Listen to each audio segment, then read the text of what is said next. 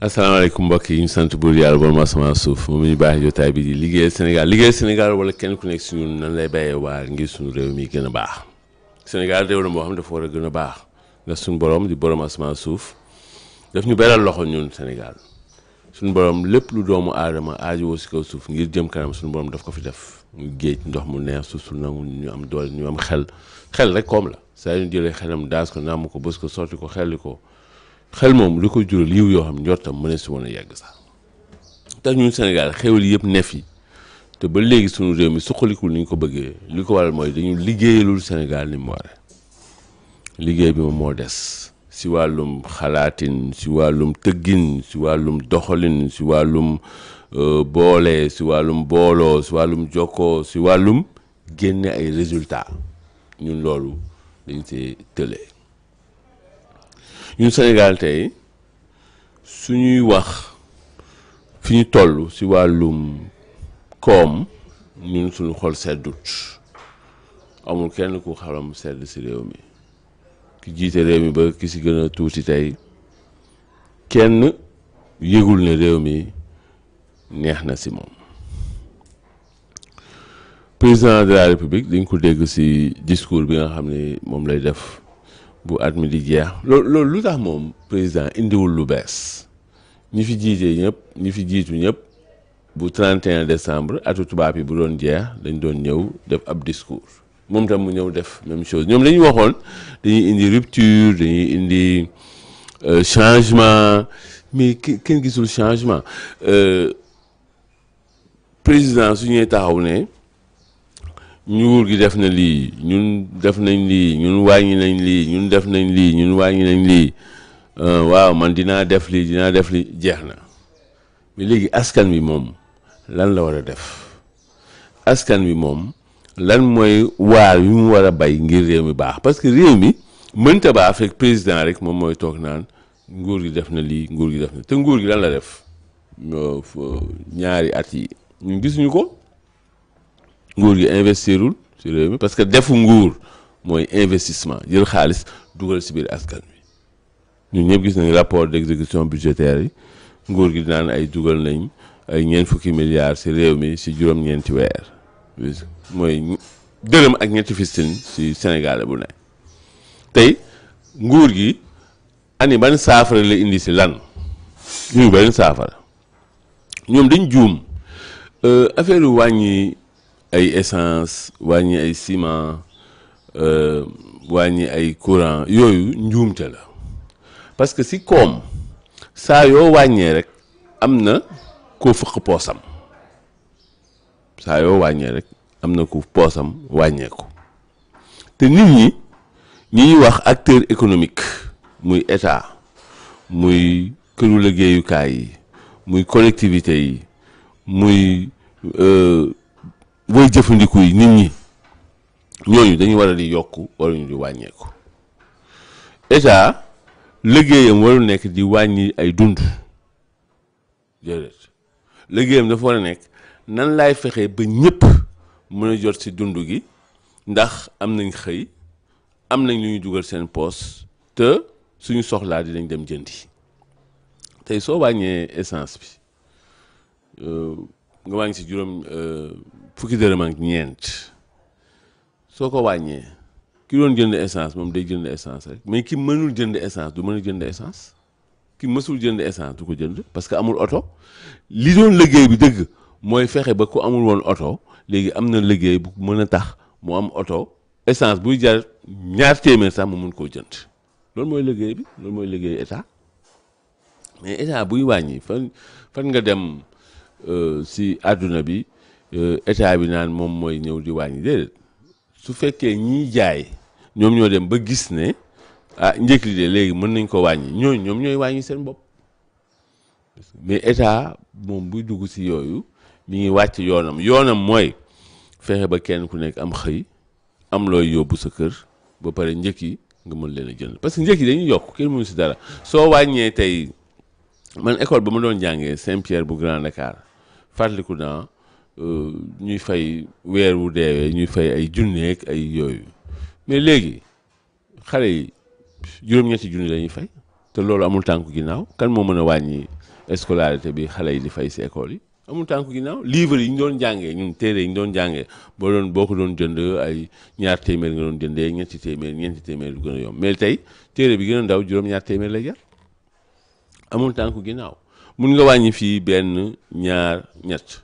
waaye li ëpp si mbir yi moom munoo ko wàññi te du loolu moo am solo li am solo mooy état dafa war a fexe ba ay liggéey am loolu mooy liggéey bi de fexe ba ay liggéey am ñiy liggéey am seen poos lu ñu mën a jëndee lépp lu ñu soxla loolu mooy vrai liggéey mais yii moom mooy taf yëngal la yoo xam ne du kontaanloo kenn ki doon jënd essence tey ñu ne ko essence bi wàcc na fukki dërëm ak ñeent wàcc na si léegi moom su waroon jënd su jëndee ñaari junni moom ñu yokkal ko daanaka litre bi day manqué walaat wala genn walaat léegi foo mu jënd moom ñaari junni ak ñaar téeméer pour mu am benn litre bu mu yokk loolu est-ce que loolooy liggéey bi loolu de bon léegi nag président yi mu wax surtout dañ ko gis wàllum investissement ñun foofu la ñuy tiitee parce que boobu mooy nattukaay bi lan la état nar a dugal ci askan bi mais wàllu investissement tey suñuy wax ay 500 nangam milliards si at mi bon xam nga loolu néew na Macky Sall ay junniy milliards la fi doon def moo tax ñu am fi ñu fi am yëpp mais tey 500 milliards soo ko dugalee par nga koy dugal bon yu bëri nag président da koy wax noonu pour daal suñu xel mais yu bëri moom mënta ne gis nga état liggéeyam du ay caaxaan liggéeyam du ay fo état liggéey bu mu sumb bu gën a ndaw soo moytu dina dem 2 ba 3 at liggéey bu gën a ndaw tey pom bu gën a ndaw bu état di defar pom yi ngay gis fii Macky Sall pom yi mu defar fii bi si gën a tuuti day jël 2 3 at ndax di nga lancer marché bi nit ñi soumissionné dafa am ay délai yoo xam ne foog ñu respecté ko ay 3 weer 4 weer ñii ñëw ne d'accord ma ñii ñëw ne dañuy dugal recours bon lancement marché bi il faut mu am bon il faut marché bi bu dikki su ko gañee léegi nag si la mbir mi nag war a tàmbali gis nga kooku war a ñëw léegi après def ay jàngatam ay étude d'impact environnemental def ay simulation def ay yi mu war a def balaa muy tàmmalee teg brique bi njëkk rek daanaka at ak genn wàll dem na te ñoom fi mu toll nii 2026 bii ñu dugg nii atum campagne la nar a nekk dañuy campagne ngir élection maire yi ñëw élection locale yi ñëw 2027 2026 gi yëpp loolu lañ nar a def moo tax ñii naan ay siège yu Diomaye président yooyu yëpp pour waajal élection locale yi la léegi 2027 su ñëwee ñu def élection locale muy dëwët boobu bu jeexee rek ñu tàmbali dugg ci élection waajal élection présidentielle yu 2029 ndax 2027 2028 nga koy lijjanti 2029 élection présidentielle boobu mi ngi nar a am ci ndorteelu at mi février kon at moomu moom doo ko ci calculer gis nga yaa ngi koy natt ci 2028 si ngay waajal élection boobu mu toll nii place su liggéey amatu fi président Diomaye dina def bilan dina def élection dina def mandat ba mu jeex te président du am benn bilan président Diomaye narul am bilan neexut a wax mais narul am bilan discours président tey soo ko déggee bon président dinañu jéem a kii noonu rek bon jox ñu ay calmant noonu mais président yi muy wax déjà xaalis pour def ko sax amul bon kenn na dañu dégg ministre Cheikh Diba mu ne léegi war nañ signer ab programme ak waa FMI ñoom nag loolu daal mel ni ndam la bon léegi waa Pastef bu ñuy signer programme ak waa FMI ñoom duñu gàcce du leen dugg duñu rus ñoom li ñu yekk FMI yëpp bi ñu nekkee ci opposition FMI ñoom du ñu développé kenn FMI ñoom buñ la félicité rek bu ñu waxee say mbaax rek ñun dañuy tiit ndax yekkal FMI loo xam ne maanaam lu doy waar tey ñu ngi nii nag di ndamoo naan dañuy signer programme ak FMI xam nga man waxoon naa ni 2025 bi FMI du signer programme ak ñun te FMI duñ jox ñaar dërëm waxoon naa leen ko 2026 nag FMI dafay signer ak ñun programme ndax ñun dañuy ameel tubaab yi ay bor yoo xam ne dañ leen war a fay léegi dinañ signer ak FMI programme ngir FMI fay tubaab yi ñun ñu des ak FMI mais FMI duñ jox xaalis de loolu moom bu kenn yaakaar xaalisu FMI du pour loolu xaalisu FMI pour fayal la say bor la ba pare nag tegal la ay conditions loolu moo nar a am FMI ñun ñoom waa Pastef ñi dañoo xamul moo tax ñuy songu FMI songu bi ñu ko songu tax na FMI boo ko songee moom tam da lay xeex mais FMI xeexam ak yeneen xeex yi du doon benn moom xeex la boo xam ne dafay ñëw di naan ak yow café dafay ñëw di la invité këram di ñëw di la seetsi di wax ak yow wax ju neex mais mi ngi lay xeex parce que xam na ni da nga soxla nangam mais du ko def xam nga premier ministre moom si boppam dem na ba xam ko nand ko dégg nañ ko fi mu wax fi ñaar yoo xam ni wane ne ni nand na FMI ni ñuy xeexee dafa njëkk ne FMI këyit bi lu ñu leen jox rek ñu laaj ñu beneen këyit lu ñu leen jox rek ñu laaj ñu beneen këyit ah waaw ñoom noonu la ñuy doxale loo leen jox ñu ne la waa baax na bii baax na mais indil beneen kooku ma ngi lay xeex parce que ma ngi lay maaj loo ñaareel bi premier ministre ba mu demee fële Italie mu ne FMI waroon na signer ak ñun programme bu yàgg waaye li tax defuñu ko dañoo nekk si wuruj ak politique ni la ko waxee ils sont dans la tricherie et la politique si njuuj njaaj xam nga tricherie mooy njuuj njaaj njublang dëng jubadi wuruj ak politique nee na FMI si ñaar yoo la nekk FMI nag boo leen waxee yooyu dañ koy bind waaw yaa ñu wax lii waaw baax na ñun bind nañ ko léegi buñ la ko bindalee dañ la koy toppee te ñoom seen topp nag topp bu sew lañ lay topp naan ak yow café waxtaan ak yow réew ak yow vraiment tàppante ak yow sax invité la nga ñëw ñu dem nangam sangam mais li nga bëgg moom duñ ko def noonu lañ lay xeexee gis nga premier ministre nag nee na FMI dañu nekk si wuruj si njublang ak si politique moo tax ba léegi signé guñu programme ak Sénégal parce que dañ ñuy dawloo dañ ñuy maajloo mais nag ñun ñoo leen doon xas ñun ñoo leen doon yekk lu mel ni xeme ñun ñoo doon dal seen kaw ñoo leen doon wax ni ñoom du ñu développé kenn FMI yooyu boo ko waxee ñoom am na ñu leen di traduiral li ngay wax ñu sotti leen ko si làkk yi ñu dégg ñu jël ko teg waaw comme yow lii nga wax ñun denc nañ ko mais FMI boo signéwul ak FMI programme doo dem fenn loolu mooy àdduna noonu la doxee tey tubaab yi ñoom ñoo organiser àdduna noo xam ne ni boo signéwul ak programme ak FMI doo dem léegi nag ñoom ñu ngi koy soog a comprendre waaye mbir mi bay way na mbuus parce que FMI ni ñu tëggee àdduna bi depuis 1944 bi ñu ko créé ba léegi xam nga 1944 Sénégal sax amul woon FMI si la juddu 1944 Sénégal 1960 la tàmbali gis nga kon FMI am na fukki at ak juróom-benn balaa Sénégal di am kon ñooñu ñooñu yàgg nañ fi donc boo leen di booy dal seen kaw wala ngeen di xeex na nga xam ni nga koy defee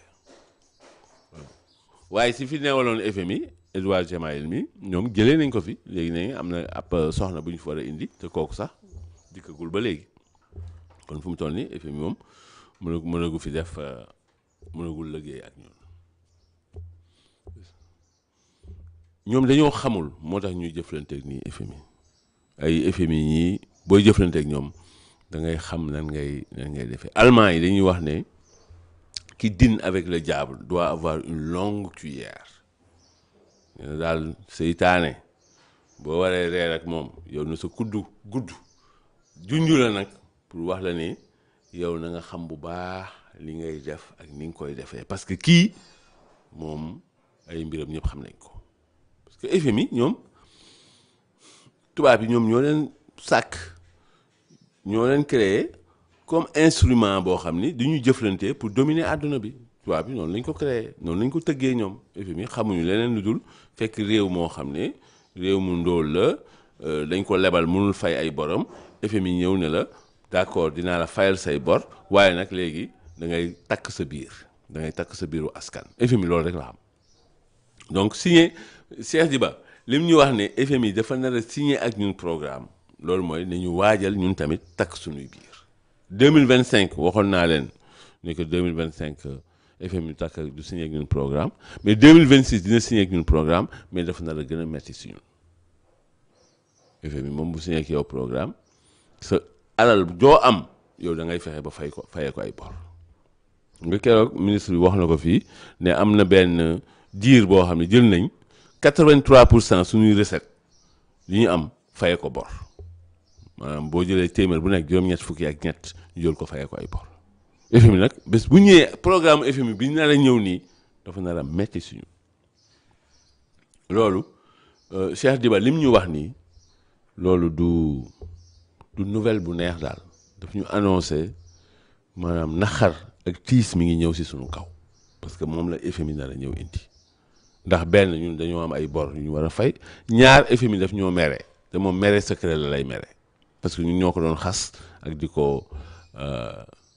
yekk lu mel ni xeme waaw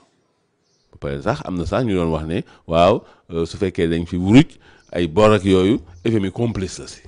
FMI yooyu yëpp dégg na ko te ñoom du ñu fàtte dañuy am lu ñuy wax mémoire institutionnelle maanaam seen kuréel googu ñoom lu leen laal am na ñoo xam ne seen liggéey FMI mooy fu ñu tuddee FMI rek loolu la ñu wax ci FMI ñoom ñu jël ko càmbar ko xool lan la ba pare denc teg loolu rek ay seen liggéey foofu ñoom Julie Kozak moom moo yor wàllum jokkale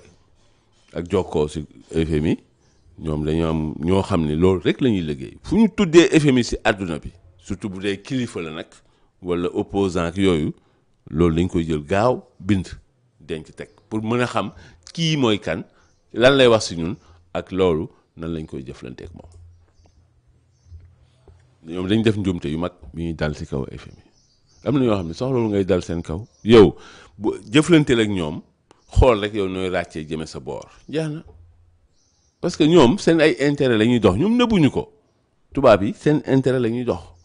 bi ñu jógee ñoom war ñu jàpp jaam dañ ñoo ñëw jàpp ñu jaam bi ñu waree coloniser ñëw nangu suñuy réew dañ koo def léegi ñoom tubaab yi ñoom nëbbuñu ne ñoom seen intérêt la ñuy dox léegi ñun moom nañ suñu bopp dañuy xool ñun tam nan la ñuy jëflanteek ñoom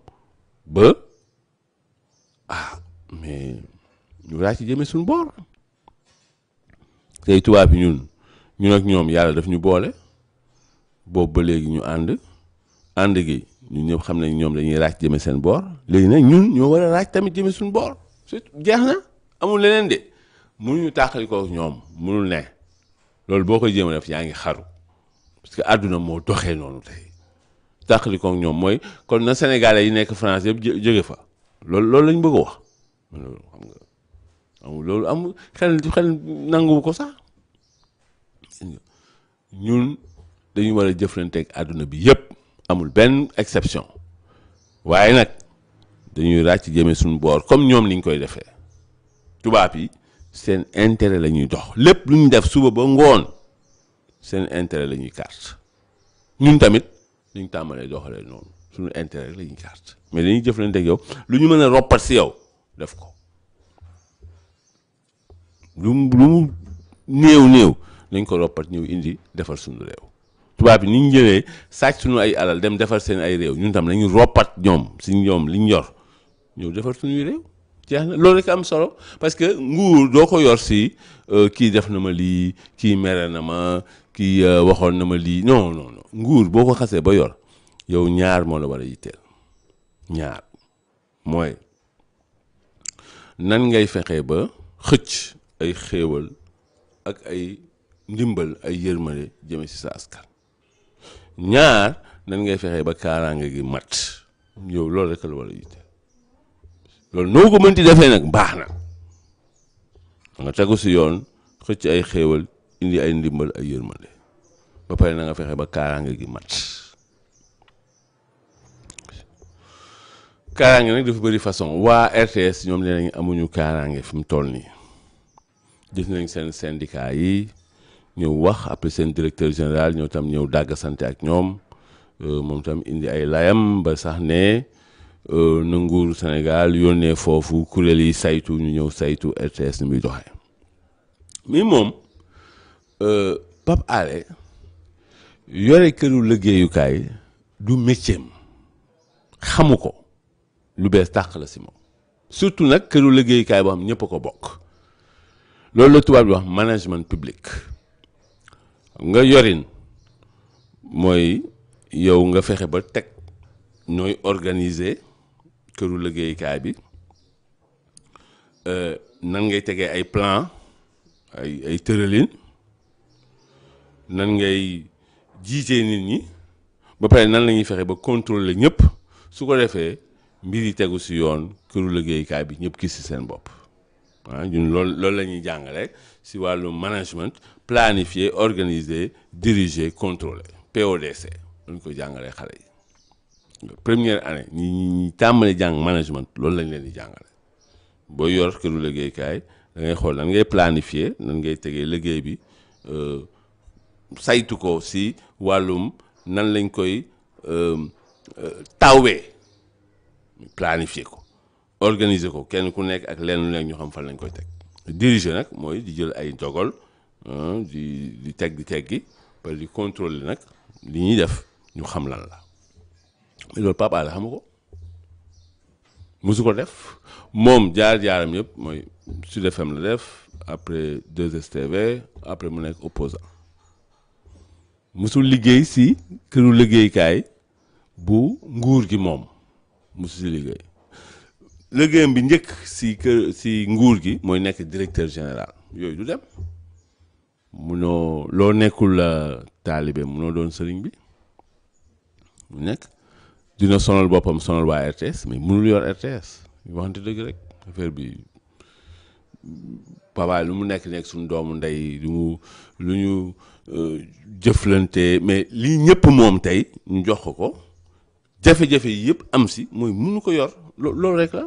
mettiwul de compliqué wul bu dina def junni at ay problème rek moo fa nar a am RTS parce que moom mënul yor RTS te bëri na nag ay moroomam yoo xam ni tey dañoo politique Pastef jékki-jékki rek ñu def leen directeur général def leen ministre te ñoom musuñu sax liggéey si état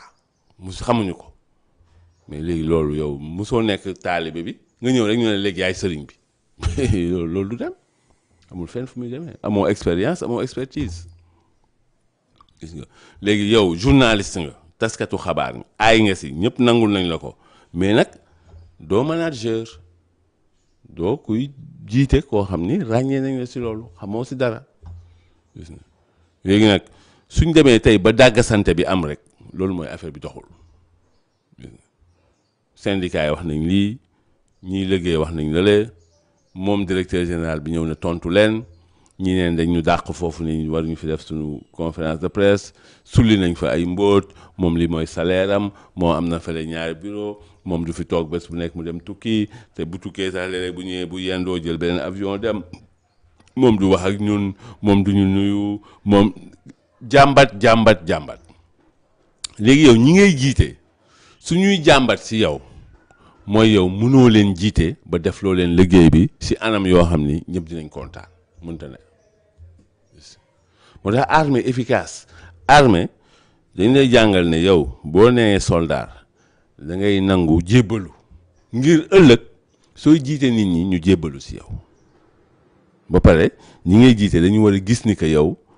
amoo parloo yow faraloo kii yow newoo si kële yow li ngay def rek mooy ne kër gi dox yow loolu rek la yitteel ba pare si armée nag saa yoo wàccee yoon ak luy sa grade lu mu kawe kawe saa yoo wàccee yoon ñu rëq sa ndigg ñëpp réglé armée réglé ñu war a jël nit ñi di leen yóbbu armée manager yi ñu dem jàngi management public parce que armée management public la vrai management public jëm foofu jàngal leen rigueur jàngal leen déontologie jàngal leen patriotisme nga armée amul ku leen gën a patriote xam ni moom bés bu nekk pare na pour jël bakkanam dee ngir yow nga am kaaraange gis nga ñoom Pape Alé yi dañ leen waroon yóbbu armée balaa ñu leen jox direction générale RTS ñu yóbbu leen armée ñu jàng foofu management public militaire yi jàngal leen ko gis nga tey manager public yëpp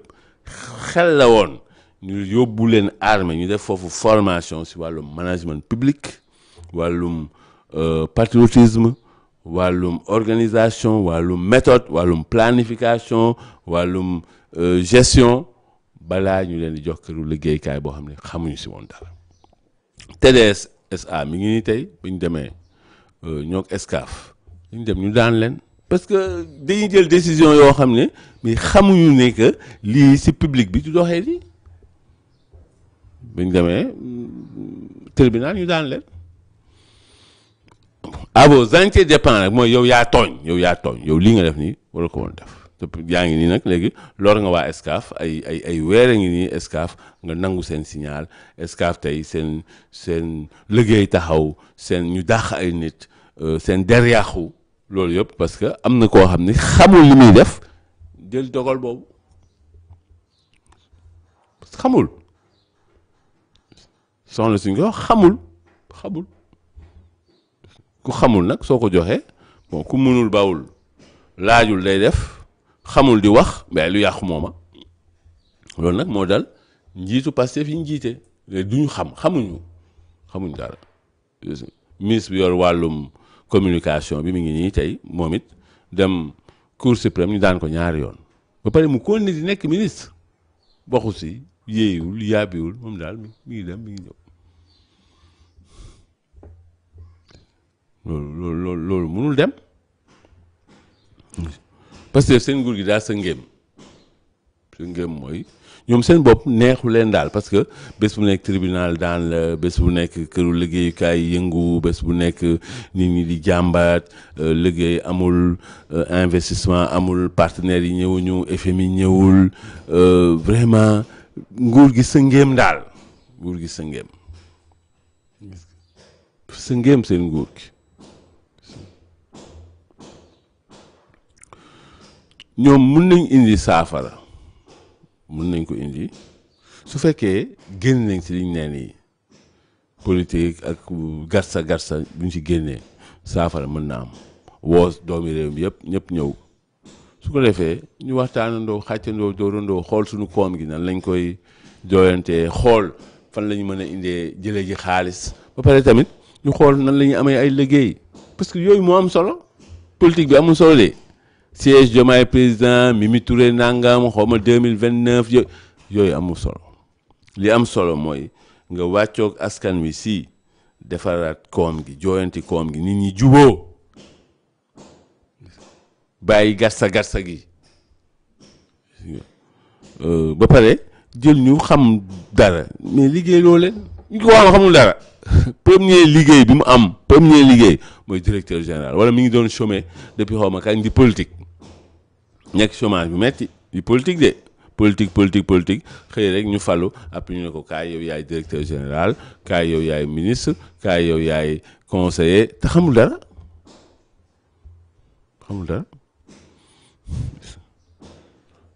parce que dañuy réer gi mooy ñoom lañ waxoon la ñuy def ñoom safaan wi la ñuy def léegi waaw lañ ne woon dañu ñëwee jubbanti waaye ñun ñëpp gis nañ loolu amut xam nga ñàkk juba di rawut nga ni nit ki ministre bi su fekkee dafa laale si ay milliards moo tay loolu kenn xamul nu mu tudd sax jël xaalis yi ay 5 milliards ne jox nañ ko ñii ndax dañu sonn dañ leen war a dimbali mais ban tribunal moo ko décidé yow noonu rek yow yaay toog noonu rek ne waa 5 milliards askan wi nga jël ko rek ne jox naa diw après waaw ñooñu dañ sonn dañ leen di dimbali 5 milliards. Espagnol yi ne bon ñoom génn nañ 56 millions d'euros 37 milliards CFA xaalis bi nag bon na leer parce que nag ñoom bëgguñu ay affaire di leer. Aïssata Tall keroog dafa wax lu am solo mu ne président assemblée nationale mais yow yaa wax ñëpp di la dégg ñu taalal la caméra sampal la micro nga wax ne premier ministre dafa dem uti xaalis Abu Dhabi moo tax mu jël jet privé waa léegi lan la indaale xaalis bu mu doon ut am na ko ñaata la kan moo ko jox si yan anam lañ ko joxee ndax dañ ko may Sénégal wala dañ ko lebal Sénégal si yan anam lañ ko lebale amuñu si benn xalaat amuñu si benn xabaar dara ñu daal wax na wax ji sànni après ñoom léegi door si waxaat parce que ñoom dafa mel ñoom noonu la ñuy doxalee dañuy wax wala ñu def lu garaaw après nag ne lànk ne dootuñu si wax xam nga Cheikh Dieng fële ci ONAS fii la ñëw ne Cheikh Tidiane Dièye li mu def jaaduwul warul signer kenn contrat soxna soos mu jox marché bi waru ko jox soxna soos taal waru ko jox parce que li këyit yu Sénégal wax mooy li yoon wax mooy ONAS moom moo war a doxal boppam mais ministre bi wër nombo directeur général ba pare dem signer ndaw soosu contrat si loo xam ni amul appel d'offre amul dara gré à gré nii rek yow sunu nit nga yow da nga si doon jàpp si combat bi ñun tam dañ lay jox lii ba léegi waxu si moom Cheikh Tidiane Dièye ba bésu tey bi waaw neewoon na tamit contrat ak waa PAO ba ñu signé woon ak saoudien yi ñu dakkal ko dafa am ay njuuj njaaj yu si nekk leerul contrat foog ñu da ba bésu tey bi génnewul contrat ba mu ne dafa am njuuj njaaj wan ñu njuuj njaaj bi ba bésu tey bi amut waxaatu si sax yéeyu si yàbbiwu si ñoom waxuñu si benn yoon loolu tam nan la tudd yow da ngay jiite ay askan yow saa yoo defee loo warta def ñu la hey sëñ bi li nga def nii waroo ko def de yow dootoo si wax pour yow daal dara amut loolu tamit xam nga loolu jubut loolu mënul doxal réew du doxee noonu réew li koy doxal mooy ñi jiite ñoom ñoo war a wane ne ay royukaay lañ loolu dafa bokk si ruux bi doxal réew ñi jiite wane ne royukaay ñi jiite suñuy dëngal wala ñuy def naka sudul noonu wala ñuy bañ a leeral rek askan bi ñoom tam dañuy roy loolu ngir boobu réew moom du dem gis nga France tey ñoom seen président depuis ñoom Chirac li ñu leen tàmmoon topp boo defee naka sudul noonu ñu topp la gis nga ba daan la Sarkozy ngi nii président France ñu ne ko ràpp si kaso bi parce que dafa wàcc yoon tubaab ñëw lañu lay daal ku wàcc yoon yow boo dee njiit surtout yow dañu soxla nga leeral loolu ñun ngay dimbali askan wi ngay dimbali mais yow da ngay jël sa jet privé naawal ko dem Abu Dhabi sa président assemblée nationale ne yow da ngay uti xaalis waaye boo ñëwee kenn doot si wax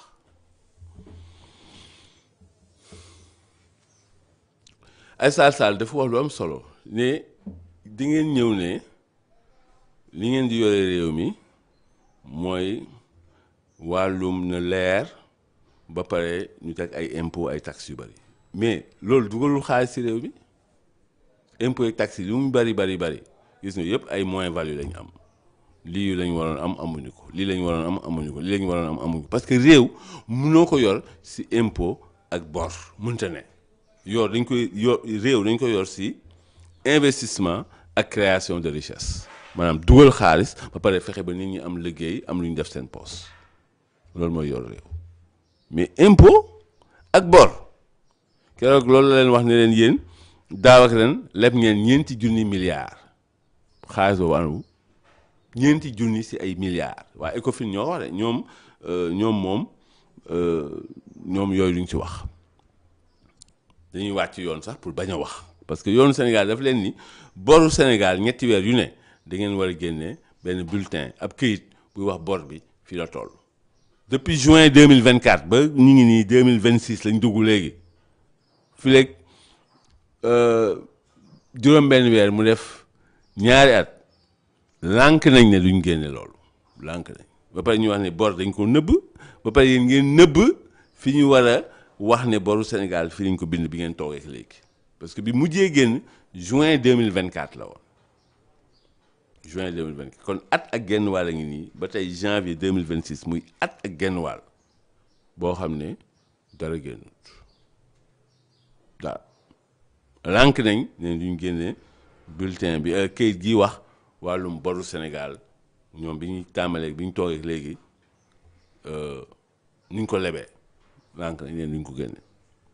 Cheikh Diba yaa ngi ñuy tooñ nag loolu tooñ la tooñ sa askan la tooñ sa askan la askan wi da nga ko ameel génne kayit googu ñu xam fan la affaire yi toll. dañ ñu ameel bor bi ñuy wax dañ ko nëbb nga génne waa cabinet Mazars li ñu si wax dañ ñu ko ameel mais lànk nañ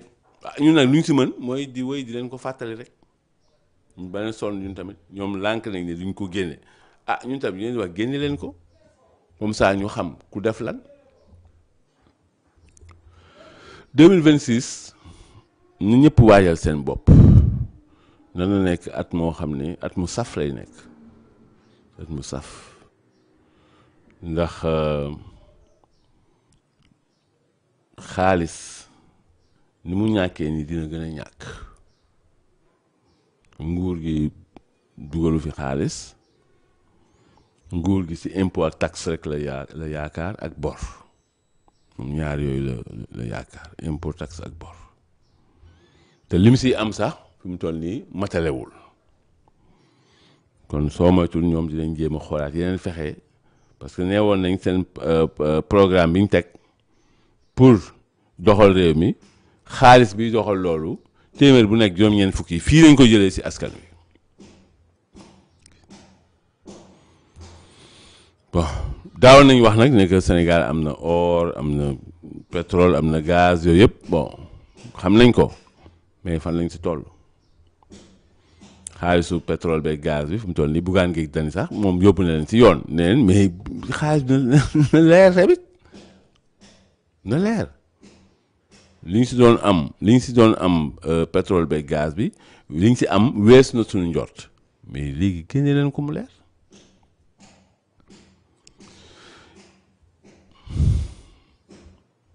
fële ca Maroc doomi Sénégal yi fay football si Coupe d'Afrique bi am na ñu leen yéene ñu gagné am na leen yéene bu ñu gagné bon nit nag kenn ku nekk sa xol ngay waxee am na ñoo xam seen xol li si nekk mooy Sénégal gagné am na ñoo xam seen xol li si nekk mooy Sénégal perte ay doomi Sénégal la ñoom ñëpp. bon àdduna nag moo doxee noonu am na ñoo xam ne bëgg nañ lu baax am na ñoo xam ne lu bon lañ bëgg ñu bëgg lu bon nag ñoom dañoo bëgg Sénégal ñu gañe ko ak nuñ ko mënti layalee rek loolu bëgg lu bon la ndax nit saa yoo ko yéenee defet yow da ngaa bëgg lu bon nit dañ koy yéene mu am ndam mais dafa am ñoo xam ni seen réew si boppam bëgguñu réew mi avancé. parce que loolu nag yëfu xol la foofu moom doomu aadama mënu faa yegg yëfu suñu borom la koo xam ne yow sa xol looloo si nekk Sénégal perte moo nekk si sa xol ñu Sénégal ñu daaneel ko Sénégal ñu gañe ko Sénégal sànku yow loolu nekk si sa xol bon loolu nag yow yaa am problème de ñun amuñu problème ñun problème duñ ko nangu am parce que ñun suñu dund gi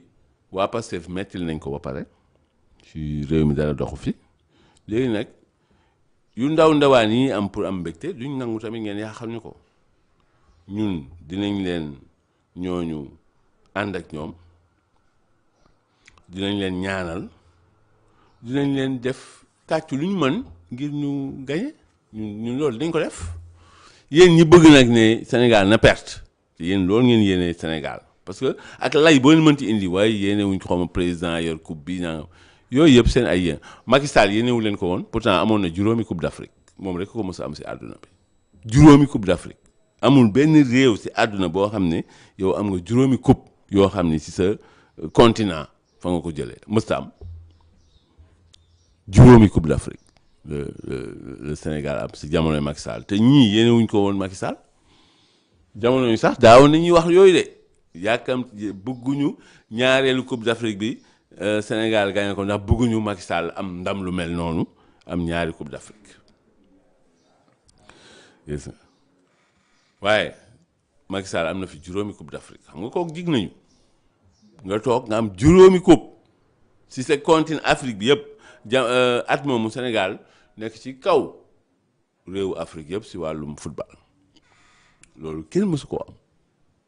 kenn mësu am gulet léegi nag ñii yéene nii bon yéene nekk la ah yow mi ñu yéene ne da ngay am defet bu mu la metti xolam lay waxee rek yéene nekk la borom a cay fanaan moom mi la yéene nga am defet fii yow suñu borom mën na la faa jox ndam yow ba pare moom suñu borom jox ko defet feneen ci dundam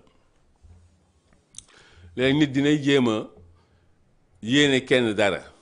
loolu suñu borom du ko def de parce que yàlla bëggul lu bon waaye yow mi bëgg lu bon noonu defet googu suñu borom ne la yow yaa ko yéene woon am seetal loo si def nga gis sa dund yëpp nga am si ay defet am na ñu bëri defet seen dund dara waral ko lu dul yéene keneen lu bon seen dund bëri defet seen dund bëri ay yu bon yu si am ndax ñoom ñoo koy yéene nit ñi yàlla nee na day leen yéenante lu baax yéenante ndimbal ak yërmande mais yéene nit lu bon yéene sa askan lu bon yéene sa réew lu bon yéene sa askan defet yéene sa réew defet yow loolu nga foog ni yow ban fayeeku nga si nar a am mais nit bul foog ni yow li ngay def nii wala li ngay wax nii wala li ngay yéene du am conséquence day am lu muy jur yow mi yéene loolu dina la jural yow soo moytul nga feebar am na ñu bëri ñoo xam dañuy am ay feebar yu garaaw ay cancer ay feebar yu bon dara waral ko loolu xol bu bon boobu di togg deret gu bon ci sa biir yaram bi deret googu feebar la yéene sa askan nag defet loolu moom yow sa déjà yow sa defet la yow parce que day wane ni que yow sa askan woowu lu bon nga leen yéene yow am nga defet ba pare yow en tant que nit ba pare nag loolu nga yéene nag nekk la de yow moom yaa si fanaan donc xale yi bu ñu am yooyu bu ñu ko sax déglu Pape Thiaw sama wóolare vraiment Pape ku oyof ku gëm li muy def gëm réewam gis nga yàlla ni mu ko si wane Pape Thiaw bi mu fi toog ak léegi benn défaite la am Brésil rek moo gagné ñaar si dara xam nga loolu ndam la gagné na fi ay Angleterre xam nga gagné Brésil mii xam nga donc tey jii ñun ñëpp gis nañ bañ fa demee Pape Thiaw keroog dafa wane vraiment man-maninam bi ñu Kalidou Koulibaly bi ñu ko joxee carton rouge mu génn Pape Thiaw defaraat équipe bi toggaat affaire bi si minute mu defaraat ba ñu sax làbbali beneen bit loolu technicien dëgg ko mën Pape di la delloo njukkal ñi leen yéene ngeen am defet ñoom ñoo am defet ñoo am nañ ko ba noppi déjà yéene boobu rek defet la si ñoom yéen nag ca kaw ca kanam ndam rek déjà ngeen taxaw nii rek àdduna bi ñëpp gis ne que Sénégal tey équipe am dafa taxaw loolu rek Pape ndam la loolu rek ndam la gis nga ngay doxal équipe bi benn défaite rek dong nga mës a am te Brésil dong moo la mës gañe Pape loolu ndam la de te coupe du monde bii di ñëw Pape boo demee fële ca Mexique ak Amérique ak Canada France dañ nar a njëkk a dajal def leen li ñu leen war a def waaw comme nañ leen ko defoon 2002 ñu wax ko saat leen ko rek timbax leen ko keroog rimbaxaat leen ko parce que amuñ benn complexe ñun benn amuñu ko si kanamu tubaab non amuñu complexe ñu jëflante ak ñoom parce que suñu xale yi foofu si ñoom la ñuy football daaxa leen football fuuf waaw ngeen di yéene lu bon nag ñooñu moom bon ñoom ñoo am problème daal yéen amu leen problème yéen focus leen concentré leen si li ngeen di def ndam li rek gis lu doon way ndam li moom leen laaj ndam li ñii leen ko gis nga loolu woon de si waaye boobu mu tuddee woon gaynde ndam li moom leen laaj leen lan président Macky Sall ba mu leen doon jox drapeau bi ba ñuy dem gagné Coupe d'Afrique ba président dafa leen ne woon ay yëfu teraanga yooyu lion teraanga yooyu suñu biir la boo leen demee foofu moom gagné leen boo leen ñëwee fii ñu dafa leen teraanga noonu la ko président defee ñu dem gagné ñëw ñu dafa leen teraanga ñoom ñëpp gagné leen boo leen ñëwee ñu dafa leen teraanga waa Pastef fi gaa ñoom xamuñ teraanga gaa mais ñun boo nee ñun askan ñu defal leen teraanga parce que teraanga du rek xaalis bu ñu lay jox wala terrain bu ñu lay daggal wala oto bu ñu lay jox léegi mais teraanga ñu ñëw rek ñun suñu xol yi fees dell ñëpp taatagal leen ñu defal leen benn fête nationale loolu tamit loolu teraanga bu mag la boo leen ñëwee ñu defal leen ko ñi nga xam ne ñëpp nag seen xol yi dañoo bon ñoom ñu yéene leen defet boo leen ñëwee ñooñu seen xol yi dagg benn yoon waaw ñoom ñu féetewoo loolu parce que xam nga koo yéene defet su amee victoire yow sa xol lay dagg mais yow yaa am problème de yow yaa ko yéene woon mais kii suñu borom victoire la ko jox yàlla moom du wax waxu defet de yàlla waxu victoire lay wax iza jaa nasrullahi wal fathi yàlla bu ndimbalu yàlla ñëwee ak la victoire al fath mooy victoire yàlla moom jël beneen saar sax tuddee ko victoire suratul fathi tuddee ko victoire donc ñooñu moom franchement am na ñoo xam ne kenn amul seen tontu daal kenn waru leen tontu dama mës a ànd ak Cheikh Hamidou Kane yal na ko yàlla dolli wér moom mi bind l'aventure ambiguë ñu àndoon ci benn conférence mu ne ma naa ko gunge ñu dem bi ñuy def conférence bi non astafurlah du woon boobu man maa ko doon interviewé di ko laaj ne ko mais dafa am ñuy wax ne yow l'aventure ambiguë téere boobu yow bindoo ko monsieur Hamidou Kane moo bind téereem l'aventure ambiguë ak nga téere bi am succès àdduna mondial ma ni ko dafa am ñoo xam dañ naan yow bindoo téere bi ñooñu loolu ni tontu mu ne ma ñooñu aw ma seen tontu aw ma lu ma leen di tontu mais wax na dëgg yow nga bind sa téere diw ne la bindoo ko waaye léegi kooku yow loo koy tontu yow nga war a justifier ne que yow yaa bind sa téere te yow nga bind ko léegi yow ki nga xam ni dafa am naxaru xol ba ni bindoo sa téere kooku ngay bàyyi ak naxaram parce que àdduna mënoo régler problème yëpp am na ñoo mënoo régler seen problème seen xol baaxul seen ay yéene baaxuñu ñooñu mënoo régler seen problème da nga leen di bàyyi ñu dem buñ la waxee sa li ñuy wax nga leen unhu bare ñu dem léegi ñi yéene Sénégal am defet ñooñu kenn amul seen tontu dañ leen bàyyi ñu dem xam ni ñoom ñooñu yéene lu bon te yéene nekk la ñoom ñoo cay fanaan ñun duñu si fanaan te équipe bi dafa am victoire ba pare ñu ngi nii ñu dàq Kalidou Koulibaly ñu nekk à 10 mais gën a mën a football gën a am ndam gën a am jaloore loolu rek victoire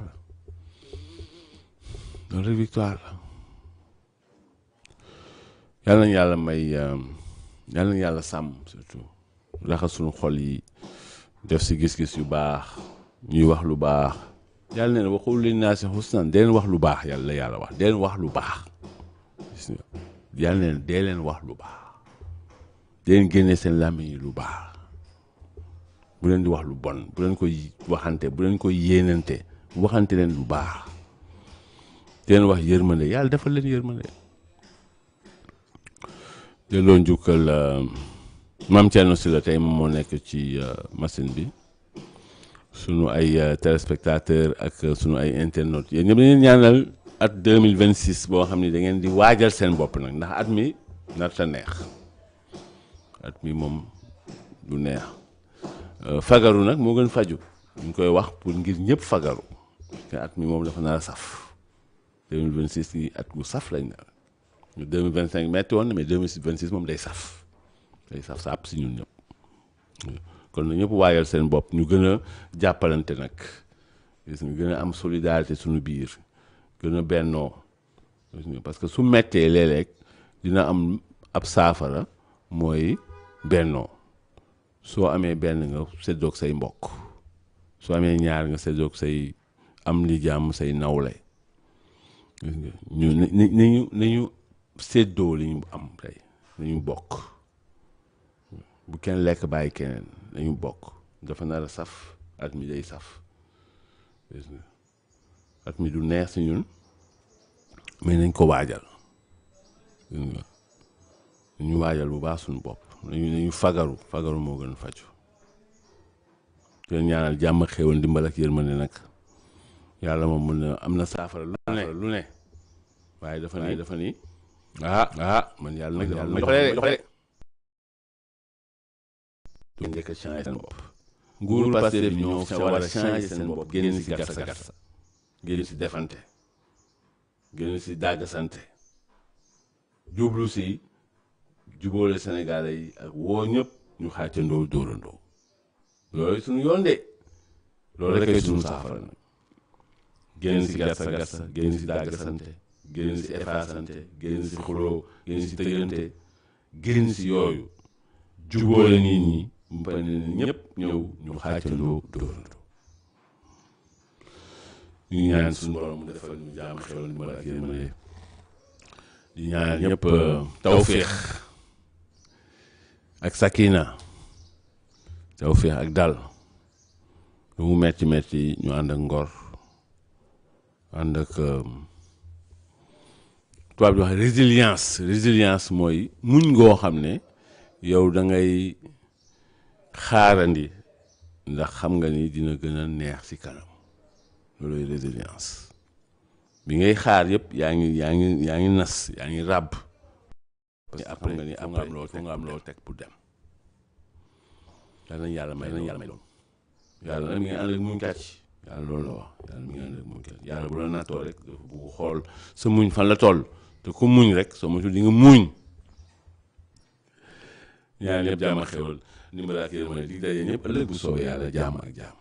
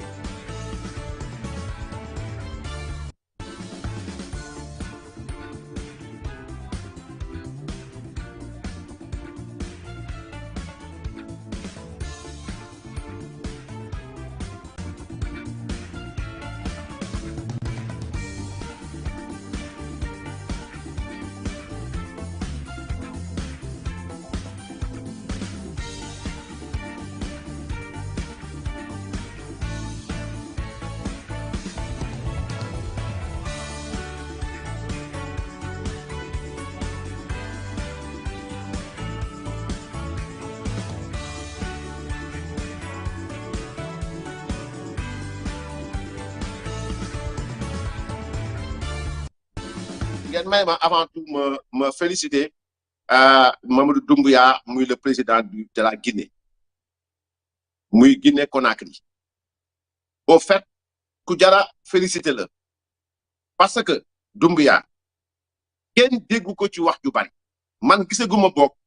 presque bu Guinée xëy naan le président a répondu à Donald Trump Emmanuel Macron wax ñoom nu mu tudd j'ai pas encore entendu ou bien lu presse guinéenne génn naan le président ba tontu Emmanuel Macron wax nangam sangam on l'a pas entendu dans des détails mais on est en train de le voir dans le concret et le peuple guinéen a confirmé que lui il peut maintenant mener au destiné de son pays. On n'a pas vu la population de Guinée descendre un drapeau pour faire monter un autre. On ne les a pas entendus dans ces trucs de souverainistes et de nangam sangam. Ils avancent lentement, sûrement, bana piano et sano. Ils avancent lentement et sûrement. La Guinée est en train de marcher à pas de géant. Et félicitations au peuple guinéen qui ont choisi, qui n'ont pas écouté ce que les autres disent. Félicitations à vous. Et je suis en train de suivre tout ce qui se passe là-bas. Et tout ce qui se passe dans la sous-région, bien entendu. Mais vraiment, Machallah, mention spéciale à ce président qui a été élu et qui a fait revenir l'orthodoxie républicaine. Le peuple guinéen a eu confiance en lui. Bien que je demeure sur ma position de départ, je suis contre toute tentative de coup d'État dans un pays. Très sincèrement. Ce n'est pas républicain, ce n'est pas dans les normes. Et ce n'est pas quelque chose qu'on puisse entendre. Mais l'essentiel, c'est que ce que l'on puisse comprendre, ce que l'on constate de vue, que nous savons, moi, le colonel Doumbouya est en train de mener la Guinée vers les rampes de l'émergence. Il est en train de travailler. Félicitations à lui. Il est en train de faire marcher ce pays sans bruit. Xam nga li mu wuteeg suñu waa ji balaa may den jékki-jékki bind li Ousmane Sonko wax Macron li Ousmane Sonko wax Donald Trump li mu wax nangam sangam li mu tontu kële gis nga jigéen buy sëy ci kër da ngay mel ni Mamadou Doumbouya bariwul wax mi ngi ci waañ bi mi ngi togg li muy togg neex na li muy togg saf na waa kër gi ne nañ ko toggal ci waañ bi continuer di togg waxam bariwul ay jëf lay def ki ne fii muy Sonko waxam bari na toggam yéex na ay layam bari na lool ñaari atu yàllaa ngi nii ngay wax yaay weddi réew mi bougé wul c'est-à-dire bougé wul réew mi lu bougé wul lu ci làmmiñ bu dee làmmiñ moom ñoo raw ci pénc mi nous sommes les premiers mais bu dee acte la nous ne bougeons pas et on félicite le président Mamadou Doumbouya xam nga réew lu mu yéex c'est-à-dire ku la waxoon ni il y a 4 ans de cela que dëkk bu mel ni Guinée bi mën na doxee nii mën na avancer nii doo ko gëm mais tey mi ngi avancer boole wuñ ci wax newu fa di jéem a naan ay non ñi ma ñuy defoon nag li ma ñee def ak li ma nangam sangam ak patati patata il est en train de travailler et dans le silence ngir yàlla wax leen Ousmane Sonko yéen ñi ànd ak moom il n'a qu'à fermer son bec et travailler pour les Sénégalais il parle trop il passe tout son temps à radoter et malheureusement les Sénégalais bon trouvent le plaisir à l'écouter parce que tout simplement bon voilà falaa duggee sax sama solo live ne nii Youssou maa jigéen di defee baal grand baal nii Fatou Guewel waxee Sénégalais dafa war a génne album ni Coumba Gawlo la grande diva que nous saluons de passage ni muy génnee album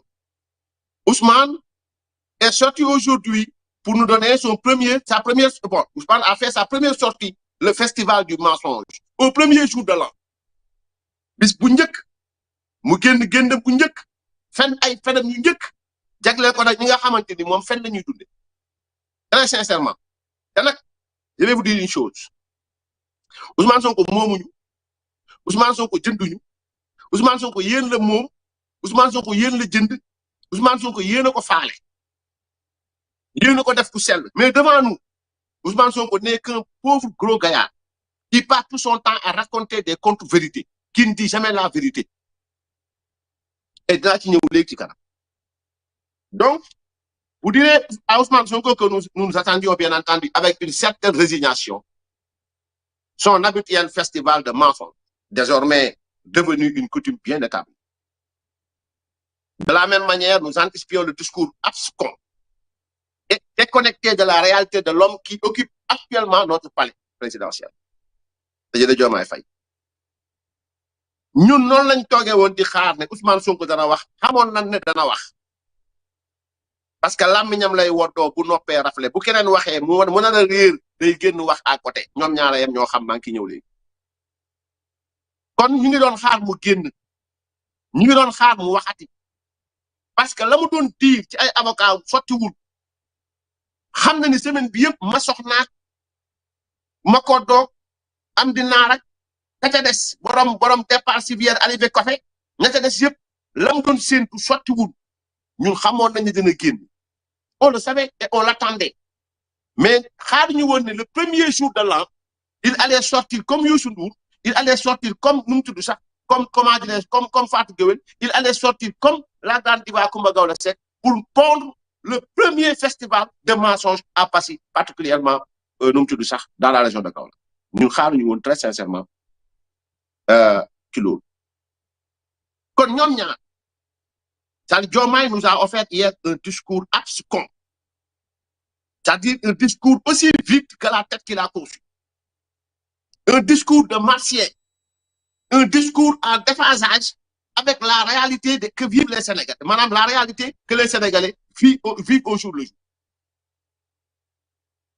dégg naa Diomaye Faye mu wax ci ay kàddu yoo xam ni dama jàpp ni Diomaye da doon nelaw rek jékki-jékki ñu yee ko fekk mi ngi woon dans le pays des merveilles ou bien au pays des merveilles mu yeewu di raconter Sénégalais yi li xew ci boppam mais pas li xew ci Sénégalais yi ñu koy gis il a parlé de milliards bu ñuy dégg ci dégg-dégg mais milliards bu ñuy gis Sénégalais yi xamuñu ko gisuñu ko yëguñu pour lui le président de la République il sert à son peuple un discours les paysans ñu ngi doon tëgg ay casseroles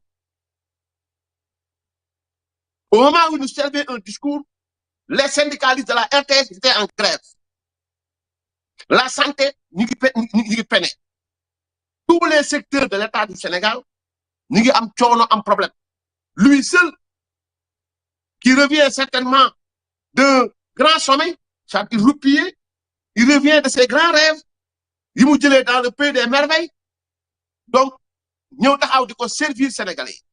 dem na sax ba dig leen connexion moom foo mën a dem ci àdduna foo mën a dem Sénégal bientôt moom connexion gratuite la wax foo ma lan la wax je pense pas que les Sénégalais nu mu tudd sax am nañu problème connexion bu même au Sénégal mais bon comme c'est Diomaye on le comprend on comprend que c'est Diomaye moom dañ koy leusel muy wax moom li muy wax xamu ci dara bon voilà on attaque nee na la haute charge que vous m'avez confiée me prescrit une hauteur d'esprit que j'entends garder en toutes circonstances. Je continuerai donc à remplir cette mission avec humilité, écoute et lucidité. Rien ne m'en détournera, rien ne primera sur l'intérêt général, rien ne sera jamais placé au-dessus de la paix, de l'unité et de l'intégrité du Sénégal. La République ne nous demande pas d'être parfait, elle exige de nous la sincérité des intentions, la loyauté des engagements et la constance dans l'effort commun. C'est un paragraphe très beau,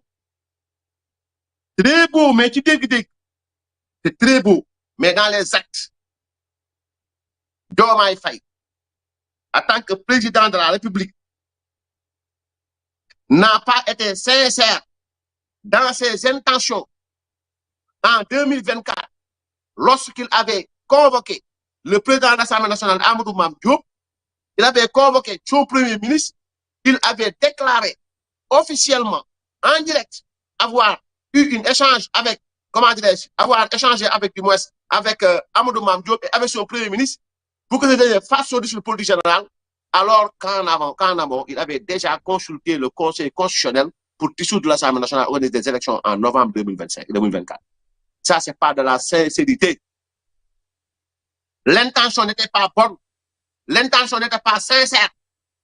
Donc, il ne faut pas qu'il revienne en 2025 nous vendre l'illusion d'intention sincère. Ça ne pèsera pas. wax léegi nasaraan mooy wax bi mu wax bu rafet la wax bu nice la ci dégg-dégg mais ci ay jëf Diomaye man gëmuma sincérité je doute de sa sincérité parce que fii la toog Sénégalais yi di ko dégg officiellement ay nit laaj ko ci déclaration de politique générale il a mis cadre premier ministre ci kaw li nga xam ni mooy cadre président de la République c'est pas sincère primo secondo maanaam li mu def mooy convoqué Amadou Mame Diop convoqué Ousmane Sonko jàkkaarloo Sénégalais neen wax naa ak ñoom ba ñëpp di tàccu ndakate yoo ci suuf roof na lu mu laaj conseil constitutionnel ba nar a organiser ay élection en novembre fekk kenn yëgul kenn tinul loolu du sincérité noo ko mën tuddee ça ne s'appelle pas de la sincérité benn ñaareel bi mooy fii nga toog Sénégalais yi toog dénk la constitution de ce pays qui met tous les Sénégalais au même pied tolloo les Sénégalais yëpp nga fal fi nit falaat fi nit ay nit jóg ne war ñoo doon dara ci réew mi nga jël ko ranger ko dans les placards ba léegi ñooñu xëy ñu wala gisuñu leen ñu xëy c'est pas de la sincérité parce que bu fekkee dafa wax li je continuerai à donc me prescrit une hauteur d'esprit que j'entends garder en toutes circonstances devant la circonstance bi nga xam ni sa parti politique ak sa premier ministre teg nañ le choc da ngaa arrière jël la plume li nga xamante ni mooy la plume présidentielle jël les paroles du président de la République ranger ko dans les tiroirs jël ses paroles premier ministre ak ses militants teg ci kanam c'est pas de la sincérité très sincèrement il ne faut pas nous vendre ça gëmuñu loolu lu benn la ñaare bi mooy il dit je veux dire avec force aucune violence n'est tolérable dans la République, en particulier celle faite aux femmes, les féminicides et toutes les attentes commises contre les plus vulnérables. L'État poursuivra sans relâche la prévention, la protection des victimes et la sanction implacable des auteurs afin que la dignité, la sécurité et la vie soient garanties à toutes et à tous. La dignité de Adji Raby Sarr attend confortablement dans les tribunaux du Sénégal. C'est une femme qui a accusé ton premier ministre de viol, qui a accusé ton premier ministre de, comment dirais-je, donc, la première mission, pour dëggal li nga wax pour ñu gëm féminicide Adji Raby Sarr est une femme elle a raison ou pas. N'oublie pas que vous êtes le parti politique qui a le plus traîné la femme dans la boue. Yéen sa parti politique. Il y a un premier ministre bu fi jiiñ jigéen dangin c'est ton premier ministre. L'homme qui te sert comme premier ministre moo ko fi def. Parlant de féminicide, oui, c'est bien, c'est bon, nous saluer, et c'est là où je salue l'intervention de Warka dans les colonnes du quotidien. Mais féminicide, et toutes les atteintes commises contre les plus vulnérables, c'est en étant une femme vulnérable, Adji Raby Sarr, que Pastef, le ñu jël Adji Sarr, def ko caga, ben, def ko dangin par ton premier ministre, c'est parti pour def ko caga. Yow nga ne xamu ko, yaa ko fi waxoon toog wax ko fi. Ce premier ministre ne dangin la. Tey jii nii moom nee na reconnaître verdict boobu noonu. Ah, monsieur le président d'applique, ni nga yilifee Pastef, non nga yilifee Adji Raby Sarr. Il y a l'obligation d'instruire la justice afin que ce procès ait lieu. Ay bakkan ñoo ci rot moom mu toog ci nit ñi complot par devoir de vérité et pour la postérité, pour les pas de l'histoire. Vous avez l'obligation de tenir ce procès, bon an, mal an, afin que ton premier ministre génn wax sénégalais yi keroog bu muy dem suite body bañ jiñ ko fa futteeku ak def naka su dul noonu kan moo ko comploté woon. Il nous faut ce procès. Il nous le faut. Bu fekkee li nga wax dëgg la ci yow. Bu fekkee li nga wax dëgg la ci yow, il nous le faut. À défaut, et je parle à Pastef. Bu fekkee effort yi Ousmane Sonko def yëpp via son premier ministre. Bu fekkee effort yi muy def yëpp via son ministre de la justice du moins, via son parquet. Effort yi muy def yëpp dans l'affaire Mame Mbaye Niang. Si Ousmane Sonko jéemul def dara dans cette affaire bi ko lié ak Adji Raby Sarr que Pastef le prenne pour leçon, il a quelque chose à se reprocher. Il a peur de tenir ce procès parce qu'il a menti ou bien il avait menti aux Sénégalais en 2021. Donc, parlant de féminicide, oui. Parlant d'atteinte, oui. Mais aussi, il faut que nous l'air. Ben, ñaareel bi mooy, monsieur le président, une dame est en prison, Mabintou, la femme à Madiambal Diagne. Boo xam ni yéen a ngi ko jël teg ko ci prison malgré les expertises médicales yi nga xam def nañ ko, vous refusez de la libérer même bu fekkee dañ koy mettre sous contrôle judiciaire. Vous refusez de le faire. Qu'est-ce qui rime? Jëf yooyu nan la rimer ak je veux dire avec force qu'aucune violence n'est tolérable dans la République. Loolu maa ngi ci ñëw. Donc les atteintes commises contre les plus vulnérables. Femme bu feebar, expert médical wax ko, elle est vulnérable. Tukkiwul, demul, jël leen passeport am téye ko, jël léppam téye ko, chaque 2 semaines mu ñëw bindu signé. Donc il parle de violence. Quel parti est plus violent que le Pastef? Bale sa buntu kër waa anzira ashiratakal aqrab. Booy waaral ñi la gën a jege. Booy yeddal ñi la gën a jege. Ñi lay saaga joomaay xam nga ko. Ñi lay xas joomaay xam nga ko. Ñi lay yàq naka su dul noonu xam nga ko. Ce sont les députés de Pastef, en l'occurrence Bara Ndiaye, les militants de Pastef ñoo lay saaga nday bis bu nekk di la yàq lu mel ni xamee bis bu nekk mënoo ci tous. La seule violence qui existe au Sénégal, benn violence moo am Sénégal, benn violence moo fi am, c'est exercé par votre parti politique, mais aussi exercé par ñi nga xamante ni tey jii nii ñoom ñooy moom mooy sa premier ministre moo lay xas moo ne amoo benn autorité moo ne workat nga tey loolu la ko waxee dafa wiiri ne workat nga benn nit laa fi gis moo doon défendre muy Bougar Diouf ñu jël ko dóor ko ci kaso bi jàmbaar la sax ba mu génnee ba léegi mi ngi wax. Kon benn parti politique moo fi nekk di la xas benn parti politique moo fi nekk di la saaga waa Pastef la du ñeneen dem nañ sax ba ne yàlla la bu Sénégal jël coupe bi ndax doo ko téye sa loxo kon yow bu ñuy wax violence yow bu la neexee nag nga wàcc sa bopp bu la neexee nga tuuti sa bopp tu peux ne même pas croire que tu es le président du Sénégal c'est ton problème mais les Sénégalais ñoo la fal teg la foofu donc première di nga war a njëkk yedd sa parti politique la bu keneen ne parle pas aux Sénégalais fais un discours nga ñeme sa parti politique jarul dëgëral wax jarul lem jarul nangam man parce que discours démb bi ba ñuy wax ñi ngi wax ay waxu photo man ñu taf photo Macky Sall ci palais beeg ñu ñàkk taf photo Macky Sall ci palais beeg ñu juutal kooku ñu defal ko normal moo boole yem ci man mais je parle du discours beneen bi mooy le serment que j'ai prêté devant la nation et devant Dieu engage ma conscience et ma responsabilité au plus haut niveau. Il exprime mon devoir de respecter la Constitution, de protéger la République et de servir avec la même exigence chaque Sénégalaise et chaque Sénégalais. Pare woo sax ci baat bi nga wax pare goo sax maanaam li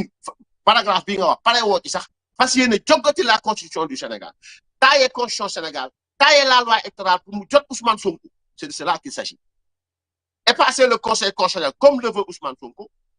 réadapter la loi électorale comme le veut Ousmane Sonko et écarter les Sénégalais. ba benn Sénégalais du ci am droit parce que 130 députés automatiques ngeen am ay robots yoo xamante ni xamuñu géej gi ci riir na ñëw na saf rek. Donc mon cher président, on vous a confié un pays qui a des règles qui fonctionne normalement. Le Conseil constitutionnel fonctionne normalement. Et si on devrait aujourd'hui aller dans le sens de réformer, qu'on demande au peuple sénégalais son avis. Et que l'opposition sénégalaise, si elle préfère s'endormir, ñoom ñoo xam. Madame, opposition sénégalaise, bu fas yéene nelaw, ki li Diomaye Faye bëgg def nii, mooy torpiller la Constitution, torpiller la loi électorale sans consensus, afin de permettre à celui qui le sert de président et de premier ministre pour mën a bokk ci élection, c'est torpiller la République. Et ça, il faut le refuser. Il faut le combattre avec toutes les armes constitutionnelles. Il ne faut pas l'accepter. Et je vous dis une chose. te ngeen xam ko ngeen xamee ko noonu Diomaye moo gën a garaaw fuuf Sonko chaque jour moo wax leen ko. C'est-à-dire caresser Diomaye dans le sens des poils, tirer sur Ousmane Sonko, c'est creuser sa propre tombe. Ça, je vous le dis, te boobu ba léegi maa ngi koy wax. Il y a de cela 3 à 4 mois. newoon naa leen fi ñu jëm mooy modifier la loi électorale. ku dem sama page Facebook fekk ko fa. dañoo daje ci ministère de la justice toog fa tënk ko fa. waxtaane ko lii la ñuy teg bu ñu jógee teg lii bu ñu jógee bu lii sottiwu ñu teg lii bu lii sottiwu ñu teg lii. Notre code électoral est un code de consensus. Notre code électoral est un code consensuel. Code la boo xamante ni dañuy toog ñu waxtaane ko. bi Karim Wade waree dellu ci Sénégal nekk candidat ñu ngi koy nuyu di ko ziar di ko jaajëfal bu baax a baax di nuyu waa parti démocratique sénégalais di nuyu ñoom Nafi Diallo ak tous les militants du parti démocratique sénégalais bi mu waree dellu si waat ci ay élection bi Khalifa Sall waree dellu si waat ci ay élection bi parrainage amee problème on avait convoqué toute l'opposition sénégalaise excepté le PASTEF qui n'a jamais été là quand on parlait de la République. Il était absent. ñu def consensus ñu def waxtaan def consensus yooyu ñu jubóo ñu yóbbu ko Assemblée nationale voté ko. Il faudrait pas que ñu bàyyi Diomaye ñu naan ay non dafa noppeek dafa nangam sangam dafa nangam sangam. Il est plus grave moo gën a garaaw fuuf Ousmane Sonko parce que kee moom Sonko moom ab dof bu peinture la lu mu bëgg a def da koy wax te man loolu laa ko nawee nag ci sincérité ci jëfam moom bu defee noonu def na la noonu parce que noonu dañ koy respecté. nga si ennemi da nga koy respecté man li tax ma respecté ko ci loolu mooy li mu bëgg def da koy wax bu non la ba mu bëggee effacé kii nu mu tudd sax ba mu bëggee effacé comment dirais-je Abdou Nguer da koo def ba mu bëggee xeex presse bi da leen ko wax ba mu bëggee def nangam da koy wax moom lépp lu mu bëgg def da koy wax il est sincère même dans si si il est sincère mais kii c'est-à-dire waa ji du wax. mii kër la ci biir noppem bi nag naan kaan nangam sangam bu mbaxana juróot mu daw sëgg nangam sangam yàlla xam na ni moo gën a garaaw téeméeri yoon Ousmane Sonko. Maintenant le caresser dans le sens des poils tout en tirant sur Ousmane Sonko c'est creuser l'opposition sera en train de creuser sa propre tombe. Ça je vous le dis et je vous le répète pour ngeen xam ko afin que nul n'en ignore. Donc loolu il va falloir que tous les Sénégalais se lèvent avec toutes les armes constitutionnelles nag laa wax. Pour barrer la route à ce rêve bi nga xam ne Diomaye Faye bëgg jaay yàlla ma tiim xam et donc loolu dafa am solo pour sénégalais bu nekk war koo mën a bàyyi xel bu baax a baax donc man lii laa amoon ci loo xam ni bëgg naa ko tontu le reste ni ñu koy waxee sax le reste moom discours la boo xam ni lui seul croyait en ce qu'il disait bref damay ñëw ci maintenant waa ji muy Ousmane Sonko. C'est-à-dire que vous avez eu 31 décembre ak 1er janvier deux interventions creuses dépourvues de substance prononcées par deux cancres de la République qui rivalisent fermement et pour la palme de la médiocrité. C'est-à-dire que ñoo yoo xamante ni kenn ku nekk sa bopp bi moo gën a maanaam moo gën a vide sa wax gi day wax di xaabaabal di dem rek kee moom day noppi voilà fekk ne mi ngi leen di jam ay paaka suuf balaa ngeen comprendre fekk date bi jeex na très bien donc Ousmane Sonko au fait dafa dem tey Passy mais li ma gën a yéem ci Passy bi mooy il fallait que mu rax ci ay waxi boppam parce que xam nañ la mu fa wuti woon PUDC la la mu futi woon DER/FJ la deux programmes phares du président de la République Macky Sall il faut que mu rax ci ay waxu sàccak ay waxu détournement wax ay ginnaaw ba ne da ngaa mën a wax rek maanaam ginnaaw ba daa mën a wax ngeen mën a tàccu da ngeen di dëkku maintenant mën a dëkku ay tontu parce que ñu dañ koy tontu très sincèrement et on va répondre incha allahu taala on va répondre de la meilleure des manières bi isnillahi subhanahu wa taala donc dites-lui que toutes les personnes qu'il a accusées avec une légèreté consternante d'avoir détourné les deniers publics ont répondu avec dignité devant un juge d'instruction désigné par son propre parquet. À ce jour, ce 1er janvier 2026, aucun élément concret n'a été produit ou mis à la disposition du peuple sénégalais, alors qu'il persiste à traiter comme une masse de marionnettes ces manipulables.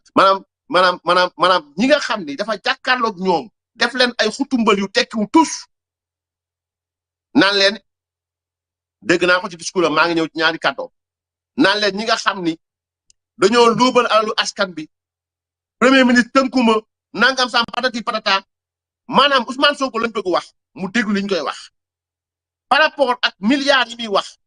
ay dégg naa fële na ba ay 100 milliards ak nangam sangam moo xam mais dama ne par rapport ak milliards yi muy wax ñi ngeen fi fanaloon yëpp ma limal leen dem nañ wuy ci avec dignité le juge d'instruction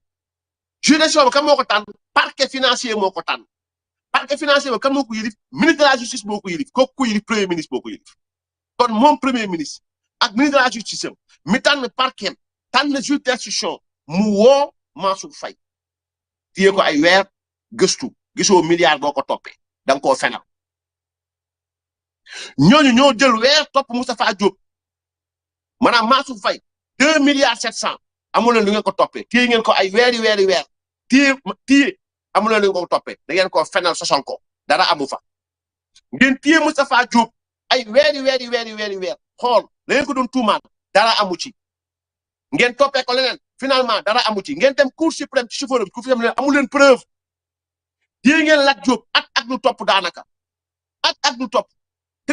ka dénoncé deful leen ko benn confrontation génnewu leen teg ci loxo Sénégalais yi milliards bi ñu toppee Lat Diop ay fen la da ngeen koo fenal Farba Ngom ak Tahirou Sarr daanaka ata ngi nii yéen a ngi leen téye weer bii di ñëw ñu dugg ci at daanaka atu yàlla mi ngi nii yéen leen téye boobu ba léegi tegu leen ci loxo Sénégalais yi benn firnde boo xam ne lekk nañu ay milliards Sénégal Ndeye Saly Diop Dieng ñibbi na këram amul lenn lu ngeen teg ci loxo Sénégalais yi Aïssatou Sophie Gladima amul lenn lu ngeen teg ci loxo Sénégalais yi lu firnde ni ñii lekk nañ ay milliards askan bi kon ñi nga fi jot tuuma ñëpp ci ay milliards ay kàcc la ay sos la ay neeni neen la comme 29 milliards yi donc revenir nous parler de milliards Ousmane c'est pas tout simplement xam nga ni loolu moo lay mën a maintenir ci li nga xam ne mooy le cadre politique sans tuuma Ousmane Sonko sans tuuma Ousmane Sonko sans sos Ousmane Sonko sans kàcc il n'existe pas parce qu'il n'a pas la matière pour exister ci politique li koy exister ci politique mooy tuumalaate parce que ñi ànd ak moom loolu moo leen di dundal Aliou Sall téye ngeen ko fi jiñ ko ay milliards du 400 000 finalement woo ko ak jabaram yóbbu ko ñibbi nañ seen kër amu leen lu ngeen leen tuumaal da ngeen leen kàccal sosal leen fenal leen ba ñëpp dem de leen baalu ji àq kon milliards yi fi wax yëpp ba 1000 milliards nga dem jàkkaarloog assemblée nationale ñu ne la compte 1000 milliards yi fu mu nekk ngay layi dem ci compte kat dem di ko layal yi foofu ko fen nga encore kon liñ fi wax ni yëpp wax ko du diffusion de fausse nouvelle wax ko du saaga ay fen la ay kàcc la ay sos la yoo sol ay gon ci ay milliards bul fàttali dégg nga fi Mamour Diallo détournement 94 milliards waxoon ni xam nga compte bi mu nekk xam nga banque bi mu nekk xam nga libellé yi 2 ans ngi nii mënoo ko teg ci loxo Sénégalais ay kàcc la ay sos la ay nar la donc continue dans ton œuvre parce que yow loolu ngay dundee continue dans ton œuvre mais xamal ni justice bu Sénégal téye na ay doomu Sénégal ay ati at wala weer mënu teg ci loxo Sénégalais lu ñu jël maintenant ñu dem ñu déglu.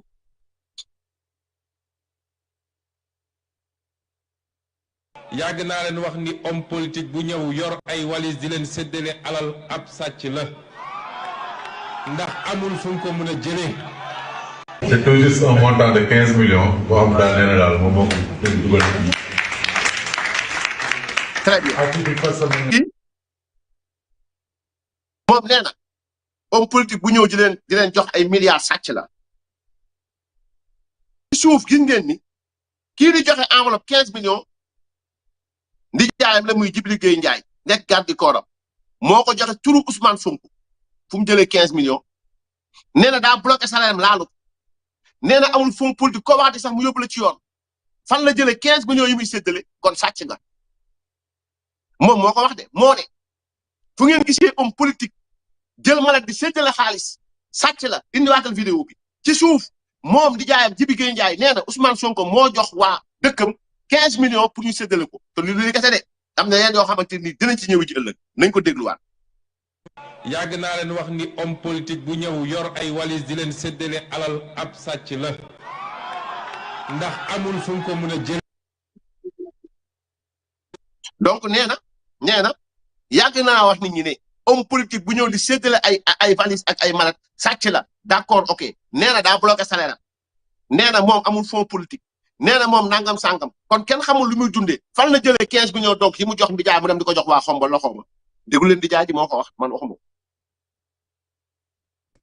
yàgg naa leen wax ni homme politique bu ñëw yor ay walis di leen séddale alal ab sàcc la.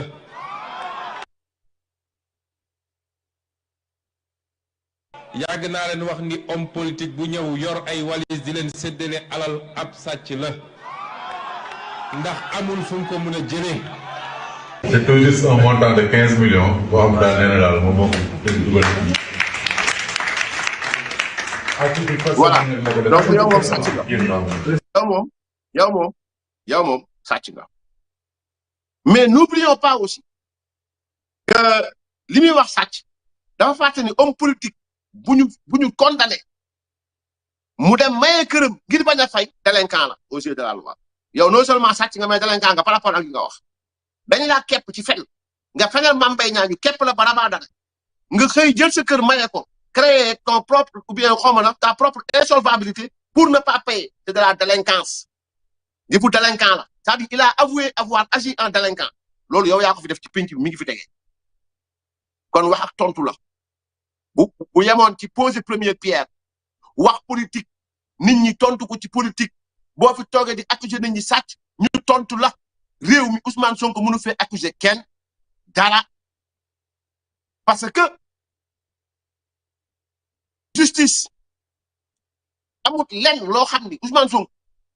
rawee na ko nit yi wala gënee na ko nit yi wala xam na ko ci nit ñi mu gën ci moom loo xam ne que amul yaanaa pas il est le seul homme politique devenu premier ministre à avoir été traîné devant la justice condamné par la justice mu ne nanguwu ko pour corruption de la jeunesse loolu caay-caay weesu ci penc bi kooku yow lañ ko def caay-caay bind phrase yu leer nañ ko midi kon bu fekkee ne am na politicien sàcc ci katu awra yoo xamante ni dañ leen condamné ci réew mii di Sénégal kon nag nit ki booy waxal li ngay wax mais bul xam li ñu lay tontu ñu dem ci beneen deuxième vidéo. waaye ñi fi newoon dañoo ñëw sànk ko dem signé ay contrat yoo xam ne 100 yoo jël Sénégal peut-être juróom la ciy am wala juróom-ñett. mu des 25%. merci beaucoup merci xaaral balaa ngay dugal xaaral balaa ngay dugal waajur pétrole bi lay wax dégg ngeen Ousmane Sonko mooy wax ministre am tontu ko man du ma la wax bi yow da nga fen de Birame Souleye moo wax da ngaa fen daa Birame Souleye Diop moo ne li nga wax du dëgg da ngaa fen nee na pétrole Macky Sall da koo jaay xam nga bu njëkk ba dafa tàmmoon di wax Sénégalais ne Macky Sall jaay na pétrole bi jaay na gaz bi jaay na ba jaay jaww ji contrat yi nga xamante ni tey jii nii ci la ñuy sukkandiku pour mën a jaay pétrole beeg gaz bi contrat yi mucc ayib la mais xam nga mënu ci dara day tuumalaat Macky Sall mais fi nga wax fële si ministre de l'énergie tontu maanaam fële si ministre des mines tontu encore xam nga nee na dañ ñi fa newoon dañoo fexe ba Sénégal li muy am ci pétrole bi 8% la wala gën caa néew sos la mën fen la mën gàcc ak nar la mën nañu déglu Birame Souleye Diop lu mu wax dañ ko dégg. 25% boobu nag moom la ñuy séddale diggante Woodside nga xam ne 64,6% la ci am Petrosen am 14,8%. État du Sénégal am 20% maanaam luñ ci jaay bu parti bi fay bor bi demee parti bi ci des nii lañ koy séddowee. Aliou nga tàmbali waat Ousmane Sonko li boo nga tegal ko ak ñu dégluwaat Birame Souleye Diop li mu wax. waaye ñi fi newoon dañoo ñëw sànk ko dem signé ay contrat yoo xam ne 100 yoo jël Sénégal peut-être juróom la ciy am wala juróom-ñett. mu des 25%. 25% boobu nag moom la ñuy séddale diggante Woodside nga xam ne 64,6% la ci am Petrosen am 14,8%. État du Sénégal am 20% maanaam luñ ci jaay bu parti bi fay bor bi demee parti bi ci des nii lañ koy séddowee.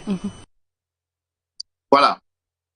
Birame Souleye leeral na ko moom leeral xam Birame Souleye faralu Macky Sall Birame Souleye faral nu Birame Souleye moo wax ni Ousmane day fen moom waxuma sax 8% 5% Petrosen Sénégal ko moom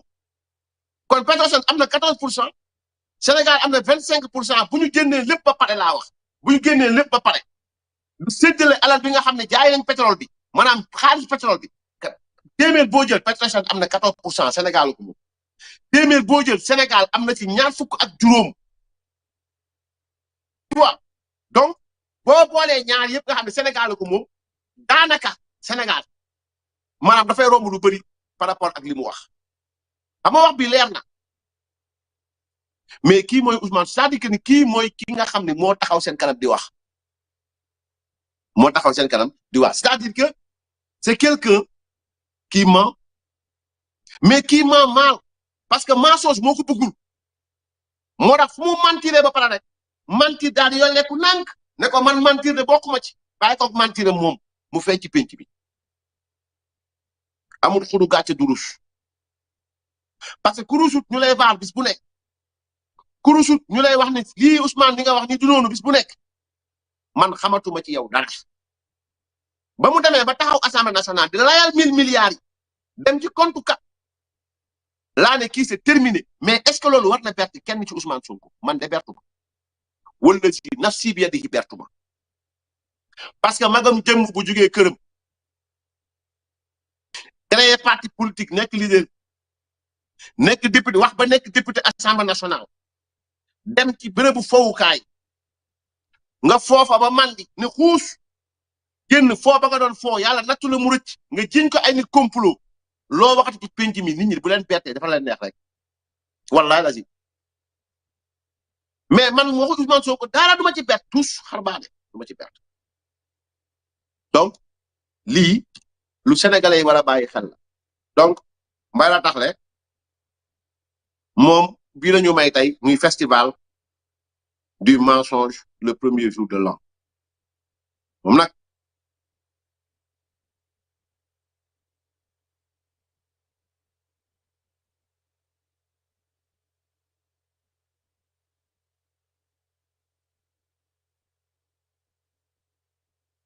le quotidien li mu titré te mu daw yaram lool ci at bi ñu génn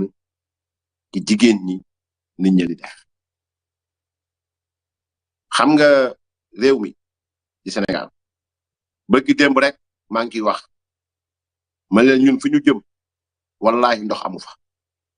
parce que nit ñi léegi xeetu ray yi ñuy ray ba pare na tàmmu ci jigéen et je salue en passant une sœur muy Fatou Warta Sam mu ne 2025 une année de féminicide sous silence d'État moo tax dem Bassirou Diomaye Faye jagleel leen benn 30 secondes parce que les gens en ont parlé parce que mbir mi jéggi na dayoo parce que mbir mi ñaaw na ba fu ñaaw yem parce que léegi nga dégg ci xeetu ray yoo xam ni man jàppoon naa ni Sénégal accident mën na am nit ray nit accident mën na am wala nangam ñu ne wala ñu ne diw agressé na ko mais jëkkër ji dóor na jabar ja balu fetal wala jëkkër ji putti na jabar ja daggate na jabar ja loolu du xolu jullit du xolu Sénégal loolu kenn xamewuñu ko du dignité aussi donc da ci am loo xam ne nag sénégalais bu nekk war na cee bàyyi xel bu baax a baax a baax mooy que nañu defaraat jikko yi bu baax mais nag dañ nekk réew moo xamante ni sëgam mën nañ ñëw jël te fàtte naa ko wax sànq ci discours Diomaye Faye ba léegi waxul ci ñaari doom yooyu nga xam ne taaloon nañ leen ci bisu Yaraax ci violence waa Pastef on clôture parfois les propositions de Fatou Warta Sam on clôture parfois une année dans le calme apparent d'une chambre, parfois dans une maison encore chaude d'un crime. Parfois dans une cour familiale, une maternité ou une pièce où un enfant attend une mère qui ne reviendra plus. On la clôture avec des berceaux devenus orphelins, des rêves interrompus, des mères qui traversent les fêtes avec un deuil impossible à apaiser. Et avec elle, un vocabulaire que l'on aurait voulu ne plus prononcer. Viol, coup, séquestration, féminicide. Au Sénégal, 2025 n'a pas été une succession de faits isolés. Elle a été une année de répétition. Pas seulement parce que les violences sexuelles et sexistes ont continué, mais parce qu'elles se sont inscrites dans une continuité presque mécanique. Comme si la République avait cessé de considérer la protection des femmes comme une responsabilité politique. Comme si cette protection avait été déléguée à la chance, à la famille, à la rumeur, à la foi et à la capacité des victimes à survivre. Que peut-on retenir de cette année? Si ce n'est cette interminable succession de violences et de féminicides,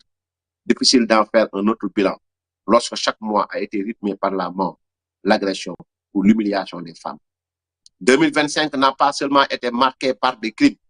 elle a été marquée par leur répétition, leur banalisation et leur absorption progressive dans le quotidien. Une année où l'exception est devenue la norme, où l'horreur n'interrompt plus le cours des choses, où l'on apprend à vivre avec l'idée que des femmes peuvent mourir simplement parce qu'elles sont femmes, sans que cela ne provoque de rupture politique, sociale ou institutionnelle. Chaque mois, ou presque un même scénario, s'est imposé dans l'espace public. Une femme tuée par son mari, une adolescente abusée, une victime séquestrée, une affaire déférée. Puis le pays reprend son souffle jusqu'au prochain drame. Ce qui change sont les noms. L'année avait commencé sur une note d'une violence extrême, malgré les promesses de rupture. Dans la nuit du 31 décembre 2024 au 1er janvier 2025, Souadou Sow, dit Diary, âgé de seulement 12 ans, était tué, brisant d'emblée toute illusion d'apaisement. Quelques jours plus tard, à Touba, Yamou Ndiaye, mère de 4 enfants, était poignardée à mort par son propre beau-frère. Puis à la fin du mois de janvier à Yang, dans le département de Linguère, Tadel Sow était assassiné par son mari. On pouvait démembrer. En avril, à Kernyaïlo, Kindi Ba, femme de ménage de 36 ans et mère de 2 enfants, était sauvagement assassinée au domicile de ses employeurs. À la mi-avril, dans le département de Linguère, un homme de 79 ans avouait le meurtre de sa belle-sœur, Yen Dia, âgée de 90 ans. 2 femmes, 2 générations, une même fin violente. Le mois de mai s'est imposé comme l'un des plus meurtriers de l'année. À Ndiouar, près de Fatick, Marie-Louise Ndour, 41 ans, mère de 4 enfants, était abattue en plein jour par son mari. À Joal, Fatou Gueye était tuée après 5 années de vie commune. Toujours en mai, Issatou Ba, âgé de 16 ans, était assassiné par son mari, puis démembré pour avoir tardé à lui servir. Le 4 mai, à Guinguinéo, Koumba Dali Diallo était tué alors qu'il rentrait du marché. À ces féminicides s'ajoutent les innombrables cas de viol, ceux qui sont recensés et ceux qui ne le sont pas. Des viols suivis de grossesse, des grossesses à haut risque, des enfants contraints de devenir mères parce que le Sénégal refuse toujours d'appliquer pleinement le protocole de Maputo, pourtant ratifié depuis 2004. Dans la nuit du 5 au 6 août 2025, à Saly Portudal, une villa a été cambriolée par un commando armé. Après avoir neutralisé les gardiens, les assaillants ont violé collectivement J. Ndiaye, âgé de 28 ans, avant de la laisser inconsciente. Ce crime, d'une brutalité extrême, a brièvement choqué, puis s'est fondu dans la routine médiatique. Et l'année s'est achevée dans la même continuité. En décembre, le féminicide de Bintou Gueye, tué d'une balle en pleine tête par son mari à Keur Mbaye Fall, est venu rappeler avec une brutalité glaçante que même la fin de l'année n'a offert aucun refuge aux femmes. Présenté dans la presse comme un drame conjugal d'une rare violence, ce meurtre a une fois de plus été raconté à travers le prisme du sensationnel. Reléguant au second plan la réalité d'un féminicide survenu dans un contexte conjugal marqué par des violences et un environnement familial délétère, selon le témoignage bouleversant de sa mère. À chaque fois, la mécanique est identique. Les crimes sont racontés comme des accidents privés. Les médias parlent de drame conjugal ou de crimes passionnels, transformant des violences sexuelles et sexistes systémiques en dérapage émotionnel. Le langage sauve l'image des agresseurs et interroge la respectabilité des victimes. Ce choix de mots n'est jamais neutre. Il fabrique l'impunité. Derrière ces titres, il y a pourtant des enfants privés de leur mère, des familles brisées, des fêtes traversées dans un pays sans réparation possible. À cette douleur intime s'ajoute une autre violence, le mutisme presque total des autorités. Aucun discours présidentiel, aucune parole publique forte, aucune reconnaissance politique de l'ampleur de la tragédie. Pas même un tweet, pas même un message symbolique pour nommer les morts ou reconnaître la gravité de ce qui se joue. Ce silence n'est pas une absence, il est une violence institutionnelle. C'est ce que le collectif Lui Jot Jotna est venu rappeler avec force dans son communiqué du 26 décembre. Depuis le début de l'année 2025, au moins 17 féminicides ont été recensés au Sénégal. Plus d'une femme tuée par mois, dans un cadre conjugal ou familial.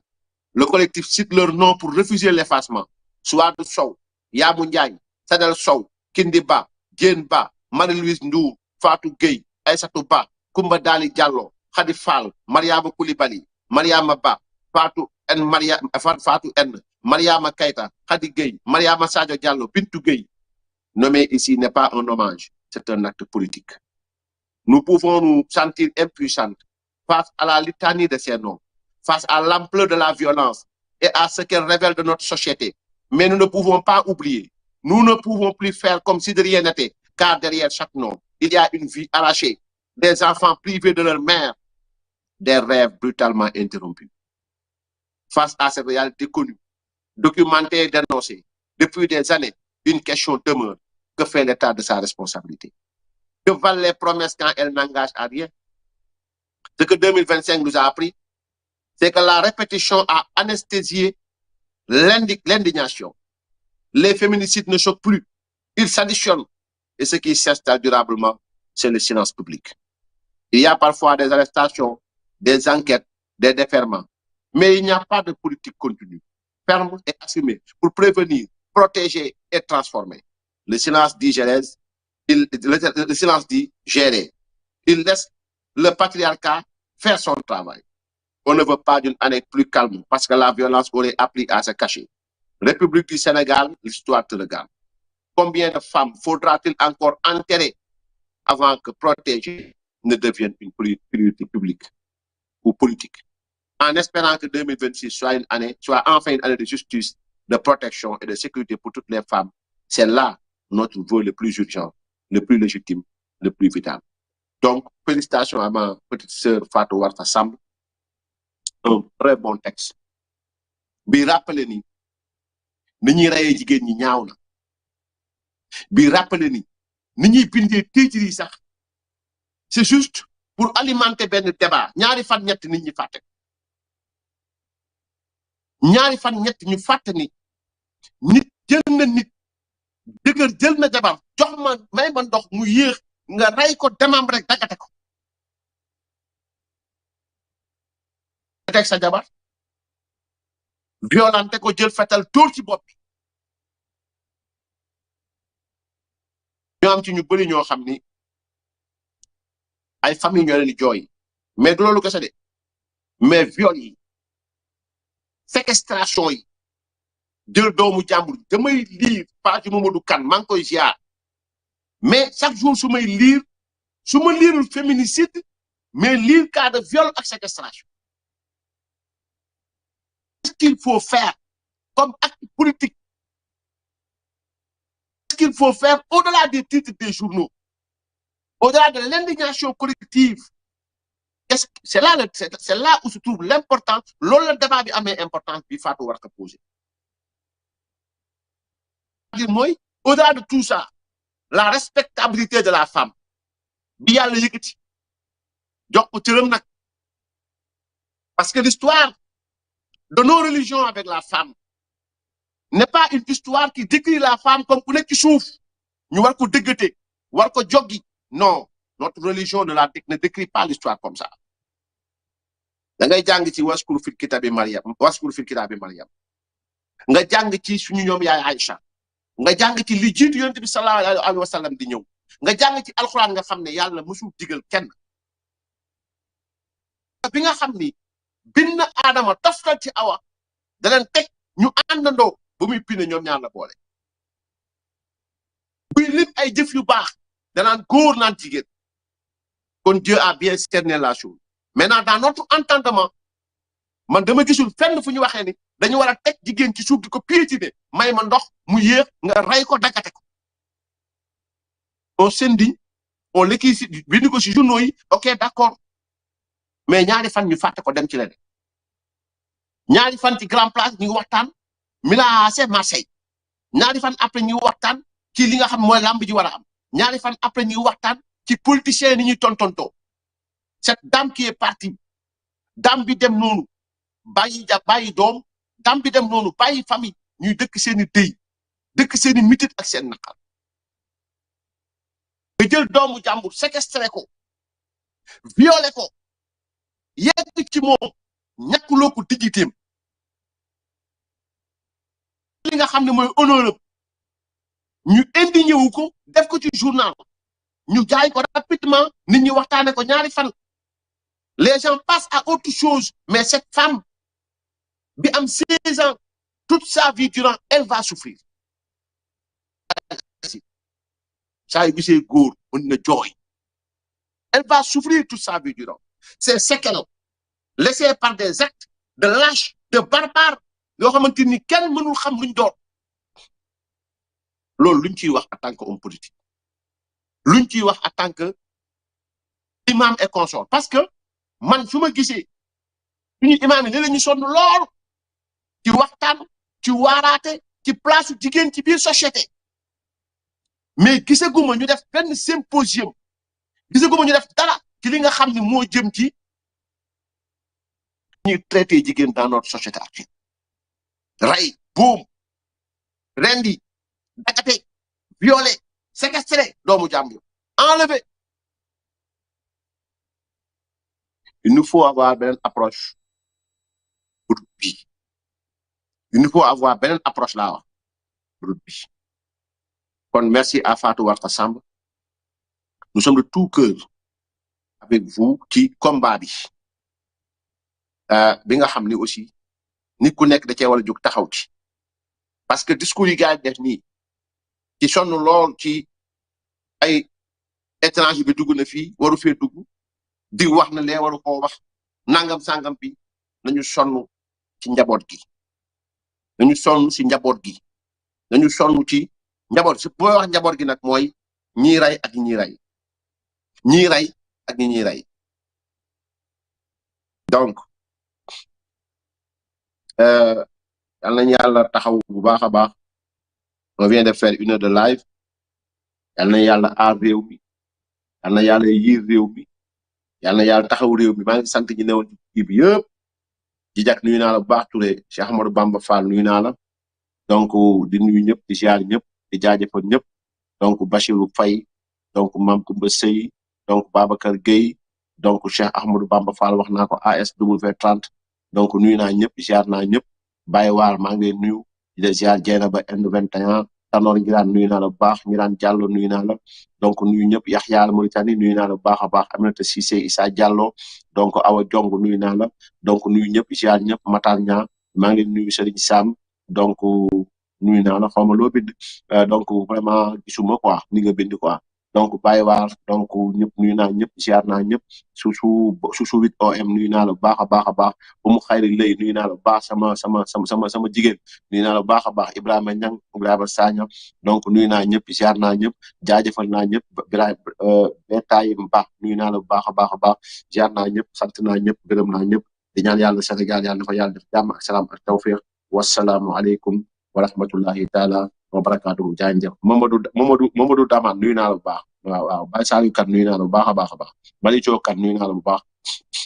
Jabaate Cheikhou El Hadj nuyu naa la bu baax Sidi Kon nuyu naa la bu baax a baax Tidiane Sow maa ngi lay nuyu di la ziar Madiane Diagne nuyu naa la bu baax donc nuyu naa ñëpp Laxat Kan nuyu naa la bu baax donc nuyu naa ñëpp Bab Thioune Mbaye la nuyu naa la bu baax Abou Tunkara nuyu naa la donc Daouda Sall nuyu naa la mais leen ma ko rek ma nuyu ñëpp rek incha allah donc Cléfa Sané nuyu naa la bu baax Amine que Dieu vous protège vous aussi sant naa ñëpp gërëm naa ñëpp wasalaamu aleykum wa rahmatullahi taala wa barakatuhu jaajëf jàmm.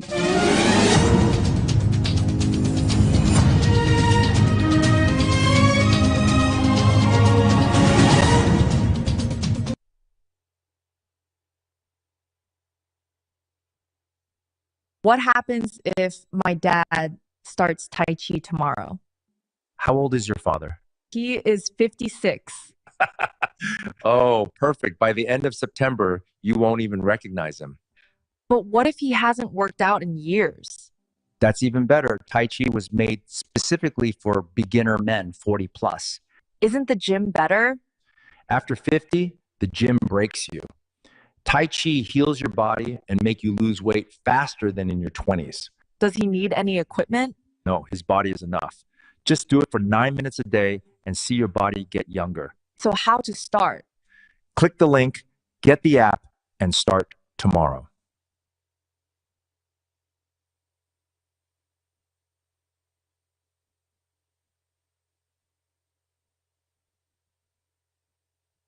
président bi kan lay doon. waaw nañu uti keneen rek. Tribune yéenekaay national moom doxut. dikkaat na ci déclaration ilimaani jëwriñ Ousmane Sonko ma nga defee ca Passy démb moom nag yéenekaay bi la ma sa jàngate moo di neexul ba neex waaye jamono jii nga xam ne baykat yi ñi di yëngu ci wàllum jënd meex njaayum gerte gi nga xam ne ñu ngi tëgg ay bool ndax sonn nañu torox nañu lott nañu nee nañu Sonko dafa ñëw nag daal di leen di achevé yóbbu leen nag ardo ndax nee nañu fa ñu jëm moo di ñu dakkal subvention yu ci ñuy def ci semence yi ak engrais bi lii nag bu ñu ko dakkalee maanaam semence bi ak jiwu gi ak engrais bi mu nguur gi la mu si doon dugal mu téye ko doodu ko ci dugal nee na fa la ñu jëm Tribune yéen a kaay ne lii boo amee ne jàppale ne kon Sonko moom ilimaanu jëwriñ yi achevé na yóbbu na ñi nga xam ne mooy béykat yi ardo